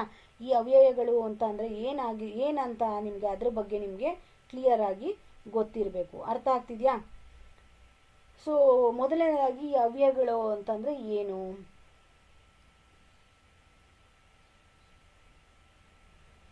ಈಗ ನಾಮಪದ, ಕ್ರಿಯಾಪದಗಳಂತೆ ನೋಡಿ. ಇಲ್ಲಿ ಅವ್ಯಯ ಅಂದರೆ ಏನು ಅಂತ ನಾನು ಹೇಳ್ತಾ ಇದ್ದೀನಿ ಮೊದಲು ನಿಮಗೆ. ಯಾಕೆ ಅಂದರೆ ಇಲ್ಲಿ ಚೆನ್ನಾಗಿ ಎಂಬ ಪದವು ಅವ್ಯಯದ ಈ ವಿಧ ಅಂತ. ಅಂದರೆ ಈ ಅವ್ಯಯ ಅಂದರೆ ಏನು ಅಂತಲೇ ನಿಮ್ಗೆ ಫಸ್ಟ್ ಗೊತ್ತಿಲ್ಲ ಅಂದರೆ ಈ ಏನು ಭಾವಸೂಚಕ ಅಂದ್ರೇನು, ಅನುಕರಣ ಅಂದ್ರೇನು ಅಂತಲೇ ಅರ್ಥ ಆಗೋದಿಲ್ಲ. ಸೊ ಮೊದಲು ನಾವು ಅವ್ಯಯ ಅಂದರೆ ಏನು ಅಂತ ತಿಳ್ಕೊಳ್ಬೇಕು. ಸೊ ನಾಮಪದ ಕ್ರಿಯಾಪದಗಳಂತೆ ಲಿಂಗ ವಚನ ವಿಭಕ್ತಿಗಳಿಂದ ರೂಪಭೇದವನ್ನು ಹೊಂದದೆ ಏಕರೂಪವಾಗಿ ಶಬ್ದಗಳನ್ನು, ಆ ಏಕರೂಪವಾಗಿರುವಂಥ ಶಬ್ದಗಳನ್ನು ಏನಂತ ಕರಿತೀವಿ ನಾವು? ಅವ್ಯಯಗಳು ಅಂತ ಕರಿತೀವಿ. ಅರ್ಥ ಆಗ್ತಿದ್ಯಾ? ಏನು ಹಿಂಗಂದರೆ ಏನೋ ಹೇಳ್ತಿದ್ದಾರೆ ಅಂತ ಅಲ್ಲ. ನಾಮಪದ ಕ್ರಿಯಾಪದಗಳಂತೆ ನೋಡಿ, ಅರ್ಥ ಮಾಡ್ಕೊಳ್ಳಿ. ನಾಮಪದ ಕ್ರಿಯಾಪದಗಳಂತೆ, ಈ ನಾಮಪದ ಕ್ರಿಯಾಪದಗಳು ಏನು ಮಾಡುತ್ತದೆ? ಲಿಂಗ ವಚನ ವಿಭಕ್ತಿಗಳಿಂದ ರೂಪಭೇದವನ್ನು ಹೊಂದುತ್ತೆ. ಅರ್ಥ ಆಯ್ತಾ? ಈಗ ಲಿಂಗ ಅಂದರೆ ಸ್ತ್ರೀ ಬಂದಾಗ ಒಂದು ಥರ, ಪುರುಷ ಬಂದಾಗ ಒಂದು ಥರ, ಆ ವಿಭಕ್ತಿ ಪ್ರತ್ಯಯಗಳು ಸೇರಿದಾಗ ಬದಲಾವಣೆಯನ್ನು, ರೂಪಭೇದವನ್ನು ಮಾಡುತ್ತೆ. ಅರ್ಥ ಆಗ್ತಿದ್ಯಾ? ಆದರೆ ಏಕರೂಪವಾಗಿರುವ ಶಬ್ದಗಳನ್ನು ಅಂದರೆ ಆ ನಾಮಪದ ಕ್ರಿಯಾಪದ ಲಿಂಗ ವಚನ ವಿಭಕ್ತಿ ಯಾವುದೇ ಬಂದ್ರೂ ಕೂಡ ರೂಪಭೇದವನ್ನು ಹೊಂದದೆ, ಅಂದರೆ ಹೊಂದೋದಿಲ್ಲ, ಅದು ಏಕರೂಪವಾಗಿರುವ ಶಬ್ದಗಳನ್ನು ಏನಂತ ಕರಿತೀವಿ ನಾವು? ಅವ್ಯಯಗಳು ಅಂತ ಕರಿತೀವಿ. ಅರ್ಥ ಆಗ್ತಿದ್ಯಾ? ಅದರಲ್ಲಿ ಈಗ ಚೆನ್ನಾಗಿ ಎಂಬುದು ಯಾವ ಅವ್ಯಯಕ್ಕೆ ಉದಾಹರಣೆ ಅಂತ ಕೇಳಿದ್ದಾರೆ, ಅಥವಾ ಯಾವುದಕ್ಕೆ ಬರುತ್ತೆ ಅಂತ ಕೇಳಿದ್ದಾರೆ. ಅರ್ಥ ಆಗ್ತಿದ್ಯಾ? ಈಗ ಎಕ್ಸಾಂಪಲ್ ನೋಡಿ. ಇಲ್ಲಿ ಭಾವಸೂಚಕ ಅವ್ಯಯ ಅಂದರೆ ಏನು ಅಂತ ಗೊತ್ತಿರಬೇಕು ನಮಗೆ ಫಸ್ಟು. ಈ ಭಾವಸೂಚಕ ಅವ್ಯಯ ಅಂದರೆ ಏನು? ಭಾವಸೂಚಕ ಅವ್ಯಯ, ಈಗ ಅವ್ಯಯ ಅಂದರೆ ಏನು ಅಂತ ನಾವು ಆಲ್ರೆಡಿ ತಿಳ್ಕೊಂಡಿದ್ದೀವಿ. ಸೊ ಭಾವಸೂಚಕ ಅವ್ಯಯ ಅಂತ ಅಂದರೆ ಏನು ಅಂತ ಗೊತ್ತಿರಬೇಕು ನಮಗೆ. ಈ ಭಾವಸೂಚಕ ಅವ್ಯಯಕ್ಕೆ ಉದಾಹರಣೆ ನೋಡಿ. ಇಲ್ಲಿ ಓಹೋ ಅವನು ಅಂಥವನೇನೋ ಅಂತ ಹೇಳ್ತೀವಿ ನಾವು. ಅಂದರೆ ಮನಸ್ಸಿನಲ್ಲಿ ಹುಟ್ಟುವಂಥ ಕೋಪ, ಹರ್ಷ, ದುಃಖ, ಮೆಚ್ಚುಗೆ ಯಾವುದಾದ್ರೂ ಆಗಿರ್ಬೋದು, ಆಕ್ಷೇಪ ಆಗಲಿ, ತಿರಸ್ಕಾರ ಆಗಲಿ, ಇವೆಲ್ಲವನ್ನು ವ್ಯಕ್ತಪಡಿಸಲು ಏನು ಅರ್ಥವಿಲ್ಲದಂಥ ಶಬ್ದಗಳನ್ನು ಬಳಸ್ತೀವಿ ಇಲ್ಲಿ. ಯಾವುದಕ್ಕೆ? ಭಾವಸೂಚಕ ಅವ್ಯಯಗಳನ್ನು. ಅಂದರೆ ಈ ಥರ ಯಾವುದಾದ್ರೂ ಕೋಪ, ಹರ್ಷ, ಈಗ ಓಹೋ, ಅಬ್ಬಾ, ಅಯ್ಯೋ ಅಂತ ಎಲ್ಲ ಕಟ ಅಂತ ಎಲ್ಲ ಬಳಸಲ್ವ ನಾವು? ಆಹಾ, ಬಲೆ, ಬಲ, ಛೇ, ಥೂ ಅಂತ ಎಲ್ಲ ಬಳಸ್ತೀವಲ್ವಾ? ಸೊ ಇವನ್ನ ನಾವು ಭಾವಸೂಚಕ ಅವ್ಯಯಗಳು ಅಂತ ಕರಿತೀವಿ. ಅರ್ಥ ಆಗ್ತಿದ್ಯಾ? ಅಂದರೆ ನಮ್ಮ ಮನಸ್ಸಿನಲ್ಲಿ ಬರ್ತಕ್ಕಂಥ ಕೋಪ ಆಗಿರ್ಬೋದು, ಹರ್ಷ ಆಗಿರ್ಬೋದು, ಹರ್ಷ ಅಂದರೆ ಖುಷಿ, ಸಂತೋಷ ಆಗಿರ್ಬೋದು, ದುಃಖ ಆಗಿರ್ಬೋದು, ಅಥವಾ ನಮಗೆ ಮೆಚ್ಚುಗೆ ಆಗಿರ್ಬೋದು, ಆಕ್ಷೇಪಣೆ ಆಗಿರ್ಬೋದು, ತಿರಸ್ಕಾರ ಆಗಿರ್ಬೋದು, ಯಾವುದಾದ್ರೂ ಆಗಿರ್ಬೋದು, ಇಷ್ಟರಲ್ಲಿ ಯಾವುದಾದ್ರೂ ಆಗಲಿ, ಅಥವಾ ಎಲ್ಲವನ್ನು ವ್ಯಕ್ತಪಡಿಸಲು, ನಾವು ಅಂದರೆ ತಿಳಿಸಿ ಹೇಳೋದಕ್ಕೆ ಕೆಲವು ಅಂತ ಅರ್ಥ ಅಂದರೆ ಅವನ್ನೆಲ್ಲ ಹೇಳ್ಬೇಕು ಅಂತ ಅಂದಾಗ ಕೆಲವು ಅರ್ಥವಿಲ್ಲದೆ ಇರೋಂಥ ಶಬ್ದಗಳನ್ನ ನಾವು ಬಳಸ್ತಾ ಹೋಗ್ತೀವಿ. ಅವನ್ನ ನಾವೇನಂತೀವಿ, ಭಾವಸೂಚಕ ಅವ್ಯಯಗಳು ಅಂತ ಕರಿತೀವಿ. ಅರ್ಥ ಆಗ್ತಿದ್ಯಾ? ಇದಕ್ಕೆ ನಿಪಾತ್ಯಾಯ ಅವ್ಯಯಗಳು ಅಂತಲೂ ಕೂಡ ಹೆಸರಿದೆ. ಅರ್ಥ ಆಗ್ತಿದ್ಯಾ? ಎಕ್ಸಾಂಪಲ್ ಬಂದು ಇದಕ್ಕೆ ಈಗ ನೋಡಿ, ಇಲ್ಲಿ ಈಗ ಅರ್ಥವಿಲ್ಲದ್ದು ಅಂತ ಹೇಳಿದ್ವಿ ನಾವು. ಅಯ್ಯೋ, ಅಕಟಕಟ, ಆಹಾ, ಬಲೆ, ಛೇ, ತೂ, ಅಬ್ಬ, ಆಹಾ, ಓಹೋ ಅಂತ ಎಲ್ಲ ಹೇಳ್ತೀವಲ್ಲ ಅದು. ಈಗ ನೋಡಿ ಇಲ್ಲಿ ಎಕ್ಸಾಂಪಲ್, ಅಬ್ಬ ಅಷ್ಟು ದೊಡ್ಡ ಹಾವು, ಅಯ್ಯೋ ಎಂಥ ಕಷ್ಟ ಬಂತು ಅಂತ ಹೇಳಲ್ವಾ, ಅದು ಭಾವಸೂಚಕ. ಅರ್ಥ ಆಗ್ತಿದ್ಯಾ? ಸೊ ಇಲ್ಲಿ ಚೆನ್ನಾಗಿ ಇದು ಭಾವಸೂಚಕಕ್ಕೆ ಬರೋದಿಲ್ಲ. ಸೊ ಹಂಗಾಗಿ ಈ ಆನ್ಸರ್ ರಾಂಗ್ ಆಗಿರುತ್ತೆ. ನೆಕ್ಸ್ಟ್ ಬಂದು ಅನುಕರಣ ಅವ್ಯಯ ಅಂತ ಅಂದರೆ ಏನು ಅಂತ. ಸೊ ಈ ಈಗ ಭಾವಸೂಚಕ ಅವ್ಯಯ ಅಂದರೆ ಏನು ಅಂತ ನಾವು ತಿಳ್ಕೊಂಡ್ವಿ. ಈ ಅನುಕರಣ ಅವ್ಯಯ ಅಂದರೆ ಈಗ ಎಕ್ಸಾಂಪಲ್ ನೋಡಿದಾಗ ನಿಮ್ಗೆ ಗೊತ್ತಾಗುತ್ತೆ ಅನುಕರಣ ಅವ್ಯಯ ಅಂತ ಅಂದರೆ ಏನು ಅಂತ. ಅರ್ಥ ಆಗ್ತಿದ್ಯಾ? ಸೊ ಈಗ ನೋಡಿ ಇಲ್ಲಿ ಈಗ ಅನುಕರಣ ಅವ್ಯಯಕ್ಕೆ ಒಂದು ಎಕ್ಸಾಂಪಲ್ ನೋಡಿ. ಈಗ ನಾನು ಹೇಳ್ತೀನಿ, ಬೆಂಕಿಯು ದಗದಗ ಉರಿಯಿತು ಅಂತ ಹೇಳ್ತೀವಿ. ಈಗ ದಗದಗ ಅನ್ನೋದೇನದು ಅನುಕರಣೆಯ ಶಬ್ದ, ಅನುಕರಣ ಪದ ಅದು ದಗದಗ ಅನ್ನೋದು. ಅರ್ಥ ಆಯ್ತಾ? ನೆಕ್ಸ್ಟ್ ಬಂದು ಈಗ ನೋಡಿ ಇಲ್ಲಿ ಒಂದು ಹಂದಿಯು ದಡ ದಡ ಓಡಿತು ಅಂತೀವಿ. ದಡ ದಡ ಅನ್ನೋದು ಅನುಕರಣಾವ್ಯಯ. ಸೊ ಈ ದಗದಗ, ರೊಯ್ಯನೆ, ದಡ ದಡ ಇಂಥ ಏನು ಅರ್ಥವಿಲ್ಲದ ಧ್ವನಿಯಲ್ಲಿ ಬರ್ತಕ್ಕಂಥ ವಿಶೇಷವಾಗಿರ್ತಕ್ಕಂಥ ಪದಗಳನ್ನ ಏನಂತೀವಿ ನಾವು, ತಾನು ಹೇಳಿದ್ದು ಕೇಳಿದ್ದು ಧ್ವನಿಗಳನ್ನು ಅನುಕರಣೆ ಮಾಡಿ ಹೇಳುವಂಥ ಶಬ್ದಗಳನ್ನು ಅನುಕರಣಾವ್ಯಯಗಳು ಅಂತ ಕರಿತೀವಿ. ಅರ್ಥ ಆಗ್ತಿದ್ಯಾ? ಅದಕ್ಕೆ ಅರ್ಥನೇ ಇರಲ್ಲ. ದಗದಗ, ರೊಯ್ಯನೆ, ದಡ ದಡ ಅಂತಂದರೆ ಅರ್ಥ ಇದೆಯಾ ಅದಕ್ಕೆ? ಬಟ್ ಅದನ್ನು ಉಪಯೋಗ ಮಾಡ್ತೀವಿ ನಾವು. ಇಂಥ ಪದಗಳನ್ನು ನಾವು ಅನುಕರಣಾವ್ಯಯಗಳು ಅಂತ ಕರಿತೀವಿ. ಹೀಗೆ ಅರ್ಥವಿಲ್ಲದ ತಾನು ಕೇಳಿದ ಯಾವುದೇ ಧ್ವನಿಯನ್ನು ಅನುಕರಿಸುವಂಥ ಶಬ್ದಗಳನ್ನು ಅನುಕರಣಾವ್ಯಯಗಳು ಅಂತ ಕರಿತೀವಿ. ಈಗ ಒಂದಷ್ಟು ಉದಾಹರಣೆ ಹೇಳ ನಿಮಗೆ. ಈಗ ಪಟಪಟ, ಚಟ ಚಟ, ಕರಕರ, ಗುಡು ಗುಡು, ತಟ ತಟ ಅಂತ ಹೇಳ್ತೀವಲ್ಲ ನಾವು. ಇದಕ್ಕೆಲ್ಲ ಏನಾದರೂ ಅರ್ಥ ಇದೆಯಾ? ರೊಯ್ಯನೆ, ಸುಯ್ಯನೆ, ರೊಯ್ಯನೆ ಮಳೆ ಬಂತು, ಸುಯ್ಯನೆ ಮಳೆ ಬಂತು ಅಂತೆಲ್ಲ ಹೇಳ್ತೀವಿ. ಸೊ ಅದಕ್ಕೆ ಅರ್ಥ ಇರೋದಿಲ್ಲ. ಇಂಥವುಗಳನ್ನು ಅನುಕರಣಾವ್ಯಯಗಳು ಅಂತ ಕರಿತೀವಿ. ನೆಕ್ಸ್ಟ್ ಮೂರನೇ ಆಪ್ಷನ್ ಬಂದು ಕ್ರಿಯಾರ್ಥಕ ಅವ್ಯಯ. ಸೊ ಈ ಕ್ರಿಯಾರ್ಥಕ ಅವ್ಯಯ ಅಂದರೆ ಏನು? ಈಗ ಭಾವಸೂಚಕ ಆಯಿತು, ಮತ್ತು ಅನುಕರಣಾವ್ಯಯ ಆಯಿತು. ಈಗ ಕ್ರಿಯಾರ್ಥಕ ಅವ್ಯಯ ಅಂತ ಹೇಳಿದ್ರೆ ಏನು? ಅದಕ್ಕೊಂದಷ್ಟು ಉದಾಹರಣೆಗಳನ್ನು ನೋಡೋಣ. ಸೊ ಈ ಕ್ರಿಯಾರ್ಥಕ ಅವ್ಯಯಗಳು, ಈಗ ನಾನು ಒಂದು ಉದಾಹರಣೆ ಹೇಳ್ತೀನಿ ನೋಡಿ. ನನಗೆ ಲಾಭ ಬೇಡ. ಈ ಬೇಡ ಅನ್ನೋದೇನದು? ಒಂದು ಕ್ರಿಯೆ. ಅರ್ಥ ಆಗ್ತಿದೆಯಾ? ಕ್ರಿಯಾರ್ಥಕ ಅವ್ಯಯ ಇಲ್ಲಿ ಕೇಳಿರೋದು. ನನಗೆ ಲಾಭ ಬೇಡ. ಅಕ್ಕಿಗಳಲ್ಲಿ ನಾನಾ ವಿಧಗಳುಂಟು ಅಂತ ಹೇಳ್ತೀವಿ. ಅರ್ಥ ಆಗ್ತಿದೆಯಾ? ಗದ್ದೆಗೆ ಇನ್ನಷ್ಟು ಗೊಬ್ಬರ ಬೇಕು. ಈ ಬೇಕು, ಈ ಉಂಟು, ಇಲ್ಲ. ಅರ್ಥ ಆಗ್ತಿದೆಯಾ? ಅವನಿಗೆ ಕರುಣೆ ಎಂಬುದೇ ಇಲ್ಲ ಅಂತ ಹೇಳ್ತೀವಿ. ಇಲ್ಲ, ಬೇಕು, ಉಂಟು, ಬೇಡ, ಇವೆಲ್ಲ ಏನಿದು? ಕ್ರಿಯಾಪದ. ಅರ್ಥ ಆಗ್ತಿದೆಯಾ? ಕ್ರಿಯಾಪದದ ಸ್ಥಾನದಲ್ಲಿ ನಿಂತು ಅವು ಆ ಪದಗಳು ಏನಾಗುತ್ತೆ? ಕ್ರಿಯಾಪದದ ಸ್ಥಾನದಲ್ಲಿ ನಿಂತು ವಾಕ್ಯದ ಅರ್ಥವನ್ನು ಪೂರ್ಣ ಮಾಡುವಂಥ ಶಬ್ದಗಳಿಗೆ ಕ್ರಿಯಾರ್ಥಕ ಅವ್ಯಯಗಳು ಅಂತ ಕರಿತೀವಿ. ಅರ್ಥ ಆಗ್ತಿದೆಯಾ? ಏನಾಗಿರುತ್ತೆ ಆ ಪದಗಳು? ಈ ಬೇಡ, ಉಂಟು, ಬೇಕು, ಇಲ್ಲ ಇಂಥ ಪದಗಳು ಏನಾಗಿರುತ್ತೆ? ಕ್ರಿಯಾಪದದ ಸ್ಥಾನದಲ್ಲಿ. ನೋಡಿ, ಅರ್ಥ ಮಾಡ್ಕೊಳ್ಳಿ. ಕ್ರಿಯಾಪದದ ಸ್ಥಾನದಲ್ಲಿ ನಿಂತು ಆ ವಾಕ್ಯಕ್ಕೆ ಒಂದು ಅರ್ಥವನ್ನು ಮಾಡ್ತಕ್ಕಂಥದ್ದು, ಪರಿಪೂರ್ಣ ಮಾಡ್ತಕ್ಕಂಥ ಶಬ್ದಗಳಿಗೆ ಕ್ರಿಯಾರ್ಥಕ ಅವ್ಯಯಗಳು ಅಂತ ಹೇಳ್ತೀವಿ. ಸೊ ನಾನು ಆಗಲೇ ನಿಮಗೆ ಒಂದು ಎಕ್ಸಾಂಪಲ್ ಹೇಳಿದೆ. ನನಗೆ ಲಾಭ ಬೇಡ. ಬೇಡ ಅನ್ನೋದು ಒಂದು ಕ್ರಿಯಾಪದದ ಜಾಗದಲ್ಲಿ ನಿಂತಿರ್ತಕ್ಕಂಥ ಪದ. ಅದು ಏನಾಗಿರುತ್ತೆ? ಈ ಒಂದು ವಾಕ್ಯಕ್ಕೆ ಅರ್ಥವನ್ನು ಕೊಡ್ತಕ್ಕಂಥ ಪದ ಅದಾಗಿರುತ್ತೆ. ಎಕ್ಸಾಂಪಲ್ ನಿಮ್ಗೆ ಒಂದಷ್ಟು ಹೇಳ್ತೀನಿ ನೋಡಿ. ಕ್ರಿಯಾರ್ಥಕ ಅವ್ಯಯಗಳಿಗೆ ಎಕ್ಸಾಂಪಲ್ಲು ಉಂಟು, ಬೇಕು, ಬೇಡ, ಇಲ್ಲ, ಹೌದು, ಹೌದು, ಸಾಕು, ಇಲ್ಲ, ಈ ಥರ ಪದಗಳನ್ನ ನಾವು ಹೇಳ್ತೀವಲ್ವ, ಇವು ಕ್ರಿಯಾರ್ಥಕ ಅವ್ಯಯಗಳಿಗೆ ಉದಾಹರಣೆಗಳು ಆಗಿರುತ್ತೆ. ಸೊ ಇದನ್ನು ನೋಡಿದಾಗ ಇಲ್ಲಿ ಚೆನ್ನಾಗಿ ಅನ್ನೋ ಪದ ಬಂದಿಲ್ಲ. ಸೊ ಇದಕ್ಕೆ ನಮ್ಮ ಉತ್ತರ ಮೂರನೇದು ಕೂಡ ರಾಂಗ್ ಅಂತ ಹೇಳ್ಬೋದು. ಸೊ ಹಂಗಿದ್ರೆ ಉಳಿದಿರ್ತಕ್ಕಂಥ ಆಪ್ಷನ್ ಯಾವುದು? 4ನೇ ಆಪ್ಷನ್ ಚೆನ್ನಾಗಿ ಅನ್ನೋದು ನಮ್ಮ ಕರೆಕ್ಟ್ ಆದಂಥ ಆನ್ಸರ್ ಆಗಿರುತ್ತೆ. ಅಂದರೆ ಏನದು ಸಾಮಾನ್ಯ ಅವ್ಯಯ ಆಗಿರುತ್ತೆ. ಚೆನ್ನಾಗಿ ಎಂಬ ಪದವು ಯಾವ ಅವ್ಯಯದ ಈ ವಿಧ ಅಂತ ಅಂದರೆ ಚೆನ್ನಾಗಿ ಅನ್ನೋದು ಸಾಮಾನ್ಯ ಅವ್ಯಯಕ್ಕೆ ಬರ್ತಕ್ಕಂಥದ್ದು. ಅಂದರೆ ಏನು? ಈಗ ಸಾಮಾನ್ಯ ಅವ್ಯಯ ಅಂದರೆ ಏನು? ಈಗ ಯಾವುದೋ ಒಂದು ಕ್ರಿಯೆ ನಡೆಯುತ್ತೆ ಅಂದ್ಕೊಳ್ಳಿ, ಆ ಕ್ರಿಯೆ ಒಂದು ಕಾಲ ಆಗಲಿ, ಸ್ಥಳ ಆಗಲಿ, ಸ್ಥಾನ ಆಗಲಿ, ಈ ರೀತಿ ಮೊದಲಾದವನ್ನು ಏನು ತಿಳಿಸುವಂಥ ಶಬ್ದಗಳು ಇರುತ್ತದೆ ಅವನ್ನ ಏನಂತ ಹೇಳ್ತೀವಿ ನಾವು? ಸಾಮಾನ್ಯ ಅವ್ಯಯಗಳು ಅಂತ ಕರಿತೀವಿ. ಯಾವುದೇನೆಲ್ಲ ತಿಳಿಸುತ್ತೆ ಇದು? ಒಂದು ಕ್ರಿಯೆಯ ಕಾಲ, ಯಾವುದೋ ಒಂದು ಕ್ರಿಯೆ ನಡೀತಾ ಇದೆ ಅಂದರೆ ಅದರದ್ದು ಒಂದು ಕಾಲ ಆಗಲಿ, ಅದರ ಸ್ಥಾನ, ಇವನ್ನೆಲ್ಲ ತಿಳಿಸ್ತಕ್ಕಂಥದ್ದನ್ನು ಮೊದಲಾದವುಗಳನ್ನು ಏನಂತ ಕರಿತೀವಿ ನಾವು? ಸಾಮಾನ್ಯ ಅವ್ಯಯ ಅಂತ ಕರಿತೀವಿ. ಅರ್ಥ ಆಗ್ತಿದ್ಯಾ? ಇವು ಎಕ್ಸಾಂಪಲ್ ನೋಡಿ, ಒಂದು ಎಕ್ಸಾಂಪಲ್ ಹೇಳ್ತೀನಿ. ಅವನು ಆಮೇಲೆ ಬರುವನು. ಆಮೇಲೆ ಅನ್ನೋದು ಏನು ತೋರಿಸುತ್ತೆ? ಅದು ಕಾಲವನ್ನು ತೋರಿಸುತ್ತೆ. ಈಗ ಸಾಮಾನ್ಯ ಅವ್ಯಯದ ಪ್ರಕಾರ ಏನಾಗಿದೆ? ಒಂದು ಕ್ರಿಯೆ ನಡೀತಾ ಇದೆ ಅಂದರೆ ಆ ಕ್ರಿಯೆಯ ಕಾಲ ಮತ್ತು ಸ್ಥಾನ ಅವನ್ನ ತೋರ್ಸ್ತಕ್ಕಂಥ ಅವ್ಯಯಗಳನ್ನು ಸಾಮಾನ್ಯ ಅವ್ಯಯ ಅಂತ ಹೇಳ್ತೀವಿ ನಾವು. ಇವೊಂದು ಎಕ್ಸಾಂಪಲ್ ಹೇಳ್ದೆ ನಾನು ನಿಮಗೆ. ಏನದು ಎಕ್ಸಾಂಪಲ್ ನೋಡಿ, ಅವನು ಆಮೇಲೆ ಬರುವನು ಅಂತ ಇರುತ್ತೆ ಅಂದ್ಕೊಳ್ಳಿ. ಸೊ ಆಮೇಲೆ ಅನ್ನೋದು ಏನನ್ನು ತೋರಿಸುತ್ತೆ? ಕಾಲವನ್ನು ತೋರಿಸುತ್ತೆ. ಅರ್ಥ ಆಗ್ತಿದ್ಯಾ? ಸೊ ನೆಕ್ಸ್ಟು, ಅದು ಅತ್ತ ಹೋಯಿತು. ಅತ್ತ ಅಂತಂದ್ರೆ ಏನದು? ಅದರ ಸ್ಥಾನವನ್ನು ತೋರಿಸ್ತಕ್ಕಂಥ ಪದ ಆಗಿರುತ್ತೆ. ಅತ್ತ ಹೋಯಿತು ಅಂದರೆ ಸ್ಥಾನ.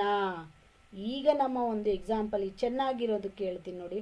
ಅವಳು ಚೆನ್ನಾಗಿ ಆಡುತ್ತಾಳೆ ಅಂದರೆ ಏನದು? ಅದರ ರೀತಿಯನ್ನು, ಅದು ಹೇಗಿದೆ ಅನ್ನೋದನ್ನ ತೋರಿಸುತ್ತೆ. ಅದರ ರೀತಿ ಅದು ಹೇಗಿದೆಯೇ, ಚೆನ್ನಾಗಿದೆಯಾ, ಕೆಟ್ಟದಾಗಿದೆಯಾ ಅನ್ನೋದನ್ನ ತೋರಿಸ್ತಕ್ಕಂಥದ್ದನ್ನ ನಾವು ಅವ್ಯಯ. ಚೆನ್ನಾಗಿದೆ, ಚೆನ್ನಾಗಿ. ಈಗ ಎಕ್ಸಾಂಪಲ್ ಹೇಳಿದೆ ನಾನು, ಅವಳು ಚೆನ್ನಾಗಿ ಆಡುತ್ತಾಳೆ ಅಂದರೆ ಚೆನ್ನಾಗಿ ಅನ್ನೋದು ರೀತಿಯನ್ನು ತೋರಿಸುತ್ತೆ. ಅವಳು ಯಾವ ರೀತಿಯಾಗಿ ಇದ್ದಾಳೆ, ಅವಳು ಯಾವ ರೀತಿಯಾಗಿ ಆಡಿದಾಳೆ ಅನ್ನೋದು. ಸೊ ಈ ಚೆನ್ನಾಗಿ ಅನ್ನೋದು ಸಾಮಾನ್ಯ ಅವ್ಯಯಕ್ಕೆ ಉದಾಹರಣೆ. ಸೊ ಇಲ್ಲಿ ಏನಾಗಿದೆ ಹಂಗಿದ್ರೆ, ಚೆನ್ನಾಗಿ ಅನ್ನೋದು, ಚೆನ್ನಾಗಿ ಎಂಬ ಪದವು ಅವ್ಯಯ ಯಾವ? ಸಾಮಾನ್ಯ ಅವ್ಯಯದ ಈ ವಿಧ. ಯಾವ ವಿಧ? ಸಾಮಾನ್ಯ ಅವ್ಯಯದ ವಿಧ ಚೆನ್ನಾಗಿ ಅನ್ನೋದು. ಅರ್ಥ ಆಗ್ತಿದ್ಯಾ? ಸೊ ನಮ್ಮ 30ನೇ ಪ್ರಶ್ನೆಗೆ ಉತ್ತರ ಬಂದು ಸಾಮಾನ್ಯ ಅವ್ಯಯ ಆಗಿರುತ್ತೆ. ಸೊ ಫ್ರೆಂಡ್ಸ್, ಇದು ತುಂಬ ಲ್ಯಾಗ್ ಆಗಿರತಕ್ಕಂಥ ವಿಡಿಯೋ, 1.5 ಗಂಟೆ ಆಗಿದೆ ಆಲ್ರೆಡಿ. ಸೊ ಇನ್ನೂವರೆಗೂ ನಮ್ಮ ಚಾನಲ್ನ ಯಾರೆಲ್ಲ ಸಬ್ಸ್ಕ್ರೈಬ್ ಮಾಡದೆ ನೋಡ್ತಾ ಇದ್ದೀರಾ, ದಯವಿಟ್ಟು ಒಂದು ಸಬ್ಸ್ಕ್ರೈಬ್ ಮಾಡಿ, ಬೆಲ್ ಬಟನ್ನ ಹಿಟ್ ಮಾಡಿ. ಸೊ ನಮ್ಮ ಚಾನಲ್ನಲ್ಲಿ ಬರ್ತಕ್ಕಂಥ ಎಲ್ಲ ವೀಡಿಯೋಸ್ ನೋಟಿಫಿಕೇಷನು ನಿಮಗೆ ಬಂದು ತಲುಪುತ್ತೆ ಅಂತ ಹೇಳ್ತಾ, ಕ್ಲಾಸ್ ಇಷ್ಟ ಆದರೆ ಲೈಕ್ ಮಾಡಿ, ಇಲ್ಲ ಡಿಸ್ಲೈಕ್ ಮಾಡಿ, ನೋ ಪ್ರಾಬ್ಲಮ್. ಸೊ ಇನ್ನೂ ಏನಾದರೂ ಬೇರೆ ಕ್ಲಾಸ್ಗಳು ಬೇಕು ಅನ್ನೋದಿದ್ರೆ ಕಮೆಂಟ್ ಮಾಡಿ ಕಮೆಂಟ್ ಸೆಕ್ಷನಲ್ಲಿ. ಸೊ ನೋಟ್ಸ್ ಬೇಕಿದ್ರೂ ಕೇಳಿ, PDF ಸೆಂಡ್ ಮಾಡಲಿಕ್ಕೆ ಟ್ರೈ ಮಾಡ್ತೀನಿ ಅಂತ ಹೇಳ್ತಾ, ನಮ್ಮ ಈ ಕ್ಲಾಸ್ನ ಇವತ್ತಿಗೆ ಇಲ್ಲಿಗೆ ಮುಗಿಸೋಣ. ಸೊ ನೆಕ್ಸ್ಟ್ ಸೆಷನಲ್ಲಿ ಮೀಟ್ ಆಗೋಣ ಅಂತ ಹೇಳ್ತಾ, have a good day. Thank you all. So ಇವತ್ತಿನ ಸೆಷನ್ನ ಮುಗಿಸ್ತಾ ಇದ್ದೀನಿ. ಬಾಯ್, ಟೇಕ್ ಕೇರ್. ಸೊ ಇದಕ್ಕೂ ಮುಂಚೆ ನಾನು ಈ ವಿಡಿಯೋದ ಡಿಸ್ಕ್ರಿಪ್ಷನಲ್ಲಿ ನನ್ನ ಮೊದಲ ಎಲ್ಲ ವಿಡಿಯೋಗಳ ಲಿಂಕ್ನು ಕೂಡ ಶೇರ್ ಮಾಡಿರ್ತೀನಿ. ಯಾರೆಲ್ಲ ನೋಡಿಲ್ಲ ದಯವಿಟ್ಟು ನೋಡಿ ಉಪಯೋಗ ಮಾಡ್ಕೊಳ್ಳಿ. ಯಾವುದೇ ಫೀಸು ಇಲ್ಲ ರೀ ನಿಮಗೆ. ಸೊ ಫ್ರೀ ಇರುತ್ತೆ, ನೋಡಿ. ಇಷ್ಟ ಆದರೆ ಲೈಕ್ ಮಾಡಿ. ಸೊ ಇದಕ್ಕೂ ಏನು ಫೀಸ್ ಇಲ್ಲ ಅಲ್ವಾ? ಸಬ್ಸ್ಕ್ರೈಬ್ ಮಾಡೋದಕ್ಕಾಗಲಿ ಅಥವಾ ಲೈಕ್ ಕೊಡೋದಕ್ಕಾಗಲಿ, ಶೇರ್ ಮಾಡೋದಕ್ಕಾಗಲಿ ನಿಮಗೇನು ಖರ್ಚಾಗೋದಿಲ್ಲ. ಒಂದು ಮೆಸೇಜ್ ಮಾಡೋದಕ್ಕೆ ಎಷ್ಟು ಸಾರಿ ಫೋನ್ ಮೇಲೆ ಕೈ ಇಡ್ತೀರಾ, ಹಂಗೆ ಒಂದು ಸಬ್ಸ್ಕ್ರೈಬ್ ಮಾಡೋದಕ್ಕೂ ಕೂಡ ಮಾಡ್ಬೋದು. ಸೊ ಏನು ಫೋರ್ಸ್ ಇಲ್ಲ, ಇಷ್ಟ ಆದರೆ ಮಾಡಿ ಅಂತ ಹೇಳ್ತಾ ಈ ವಿಡಿಯೋನ ಇಲ್ಲಿಗೆ ಮುಗಿಸ್ತಾ ಇದ್ದೀನಿ. ದಯವಿಟ್ಟು ಉಪಯೋಗ ಮಾಡ್ಕೊಳ್ಳಿ, ನಮಗೂ ಕೂಡ ಸಪೋರ್ಟ್ ಮಾಡಿ. Thank you all. Bye. Have a nice day.